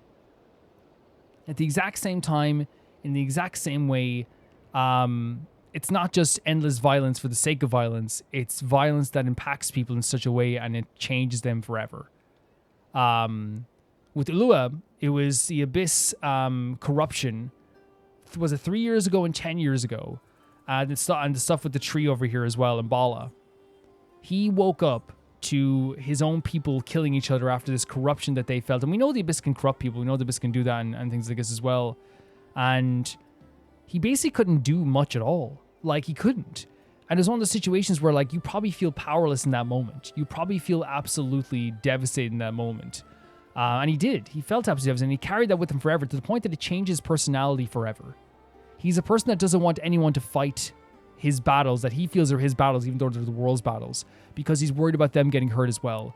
In his mind, that's the thing that the monster was always like playing on his mind. You survived that day. Why? Because you're a coward, you know, trying to like make fun of him and stuff too. And that played on his mind, obviously. And that's what's so brutal about it, is that, like, this is what these type of traumas can do for you. And then if there's something else like the abyssal power that's born to be corrupted, like, affects you in that way too and is trying to implant it in your brain too, it can only like drive you absolutely insane. And he's thought about that all those years. And that's why when the Traveler was like, hey, I can help you, he's like, I don't want you to join in with this. That's why he left early and let the other guys do their own thing so he could fight it one-on-one. That's why he was constantly doing these things, because he wanted everyone to stay safe, because he didn't want to see someone die again. That's how like much it affected his brain. And that happens in real life, by the way. If you have someone as a character who, not a character, a real person who beforehand, let's say they lost their friend in a car crash that they were driving in the car, right? It wasn't their fault, but still it plays on their mind. Every single time they get into a car, you notice that you're putting your seatbelt on, but even as you're putting your seatbelt on, they're like, hey, put it on. And you're like, dude, I'm doing it. No, he's like, just make sure you have it on. And he's looking around being like, and that's a good thing, but to make sure people have their seatbelt on. I want to make that clear. But I'm saying he's very like eyes darting around, because that will affect you forever. The idea of like, I don't want to see more people die around me while I survive. That has affected the way even Illuga talks with people randomly. I'd say it affects the way that, like, you know, he thinks about day-to-day, like, normal things, 100%. And the monster was playing up on those emotions, was 100% playing up on those emotions. And that's why when Bjorn died, it's such an interesting thing that they have all these things around him with that affect him in such different ways. But when Bjorn died, it was almost like he was happy. Bjorn died because he fought so hard to defend against this abyssal corruption. And what's so interesting about that is that the two things that happened here, we called it a double whammy at the time, but like Bjorn was happy because finally I'm going to get to see this person that died in my place with no regrets. But on Illuga's side, it's like, this is another person that's died and I survived. So while it brought peace to Bjorn, it brought more pain to Illuga. And that's not Bjorn's fault, of course, but that's what happened here. And then you saw it affected the other two as well, Roland, and I can never pronounce his name well, but Big Boy, Roland and Big Boy. And even Big Boy was crying. They talked about Bjorn being one of the toughest guys in the world. This is how dangerous the Abyss is. This is how powerful the Abyss is. And it's really, really, it shows that not only did they have a connection with each other, but these countless deaths and all this stuff that the Wild Hunt and the Abyss has done to them. This is a real situation. Because while it's easy, and again, I always say this about us as, you know, video game fans, we're video game fans, right? We have to sometimes look deeper into these things. Because I think on the outside, like, you know, for example, like, I'm playing Half-Life right now, and you're gunning down a bunch of people. And even though these people are bad people, there's this feeling of like, man, you look over the bodies and you're like, this is heavy. This is super heavy. And you sometimes have to take the time to think of it. Because while you can think like, oh, this is a battle where people die and people die in war and all this stuff too, so much comes with that. Trauma, everlasting trauma, memories that never leave you. The torment and sadness of losing a friend, like all this stuff is right there with the Lightkeepers, and they are 100% feeling that 100%. And this was Illuga's first major quest. This is his first major mission, and he was willing to fight alone because he didn't want on his first major mission to see all these people die once again. Oh, the rain's falling. Very beautiful. It's such a powerful characterization. They did such a good job with Illuga's character. Taking shelter and listening to the rain cleanse the earth makes me feel safe. Same. Like being home. Same. There is nothing better than playing video games on a Saturday or Sunday morning and the rain is pouring down outside. It's a little bit overcast. It's a really beautiful feeling, honestly. yeah, like I think they did such a good job of like playing up the traumas here. And then even when like Illuga went in and like by himself, and then he was saved by all the other members there, all the other characters, Roland, Big Boy, Paimon, and the Traveler. It's that moment of realization that's also perfect for Illuga, right? Where I don't need to do this alone. I don't need to do this alone. I can't live up with this fear. I can't let them play on this fear, because that's what the monster was doing. Let's make no mistake about it. Like they have no problem in Genshin in making our characters, our named characters, feel corrupted for a moment. And in that moment, he nearly believed it before the Traveler stepped in. You saw his face warping at the time as well. But even like as like he was about to fight this beast one-on-one, this monster one-on-one, the like he was making them like Illuga, like trying to make Illuga believe that all his friends were dying outside. Because again, what does that do? That makes him feel like, yeah, you came here to fight me, but they're still dying without you out there. No matter what you do, you'll always be a coward. The Abyss, in the way it corrupts people, and the way it destroys people like that, is so powerful and so destructive and so terrifying.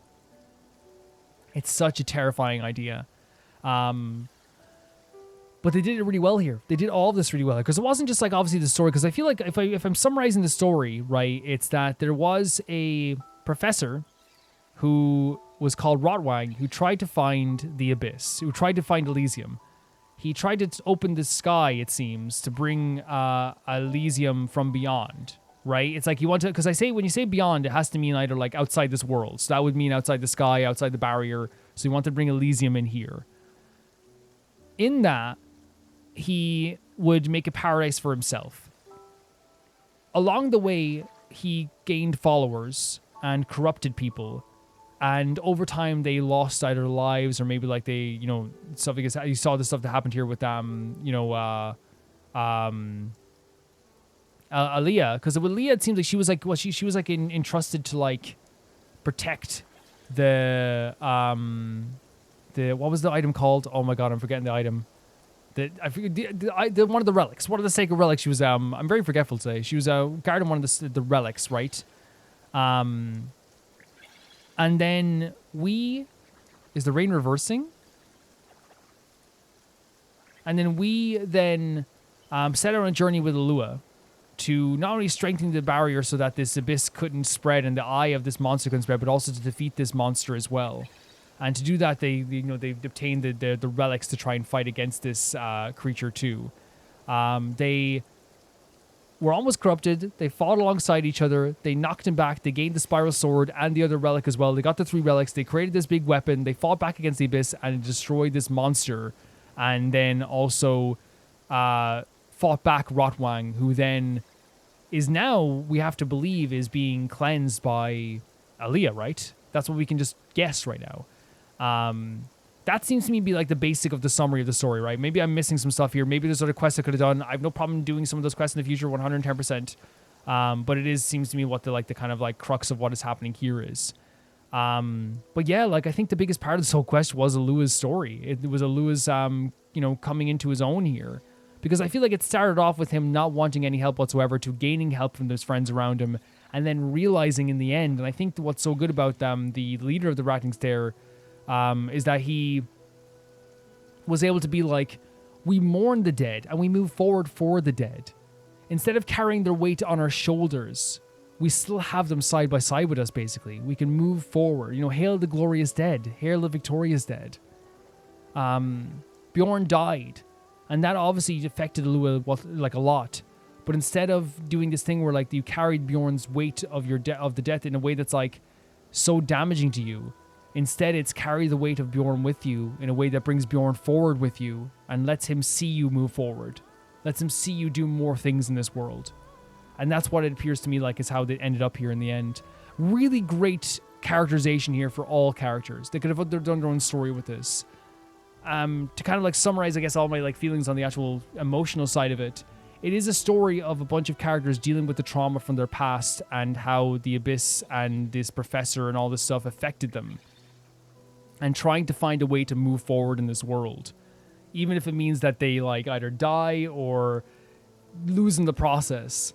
Illuga was trying to find a way to be at peace for what he saw 3 years ago. And so was Bjorn. And that's why Bjorn died with peace. But I think Bjorn's journey is different, right? I think Bjorn I don't want to say that Bjorn was happier when he died, because I think he would have been happier if he lived and we all got to realize like that we didn't need to like carry this weight with us. But I feel like at least it's a consolation knowing Bjorn was like a little bit happy at the end of all this. You know what I mean? He was like content at least at the end of all this.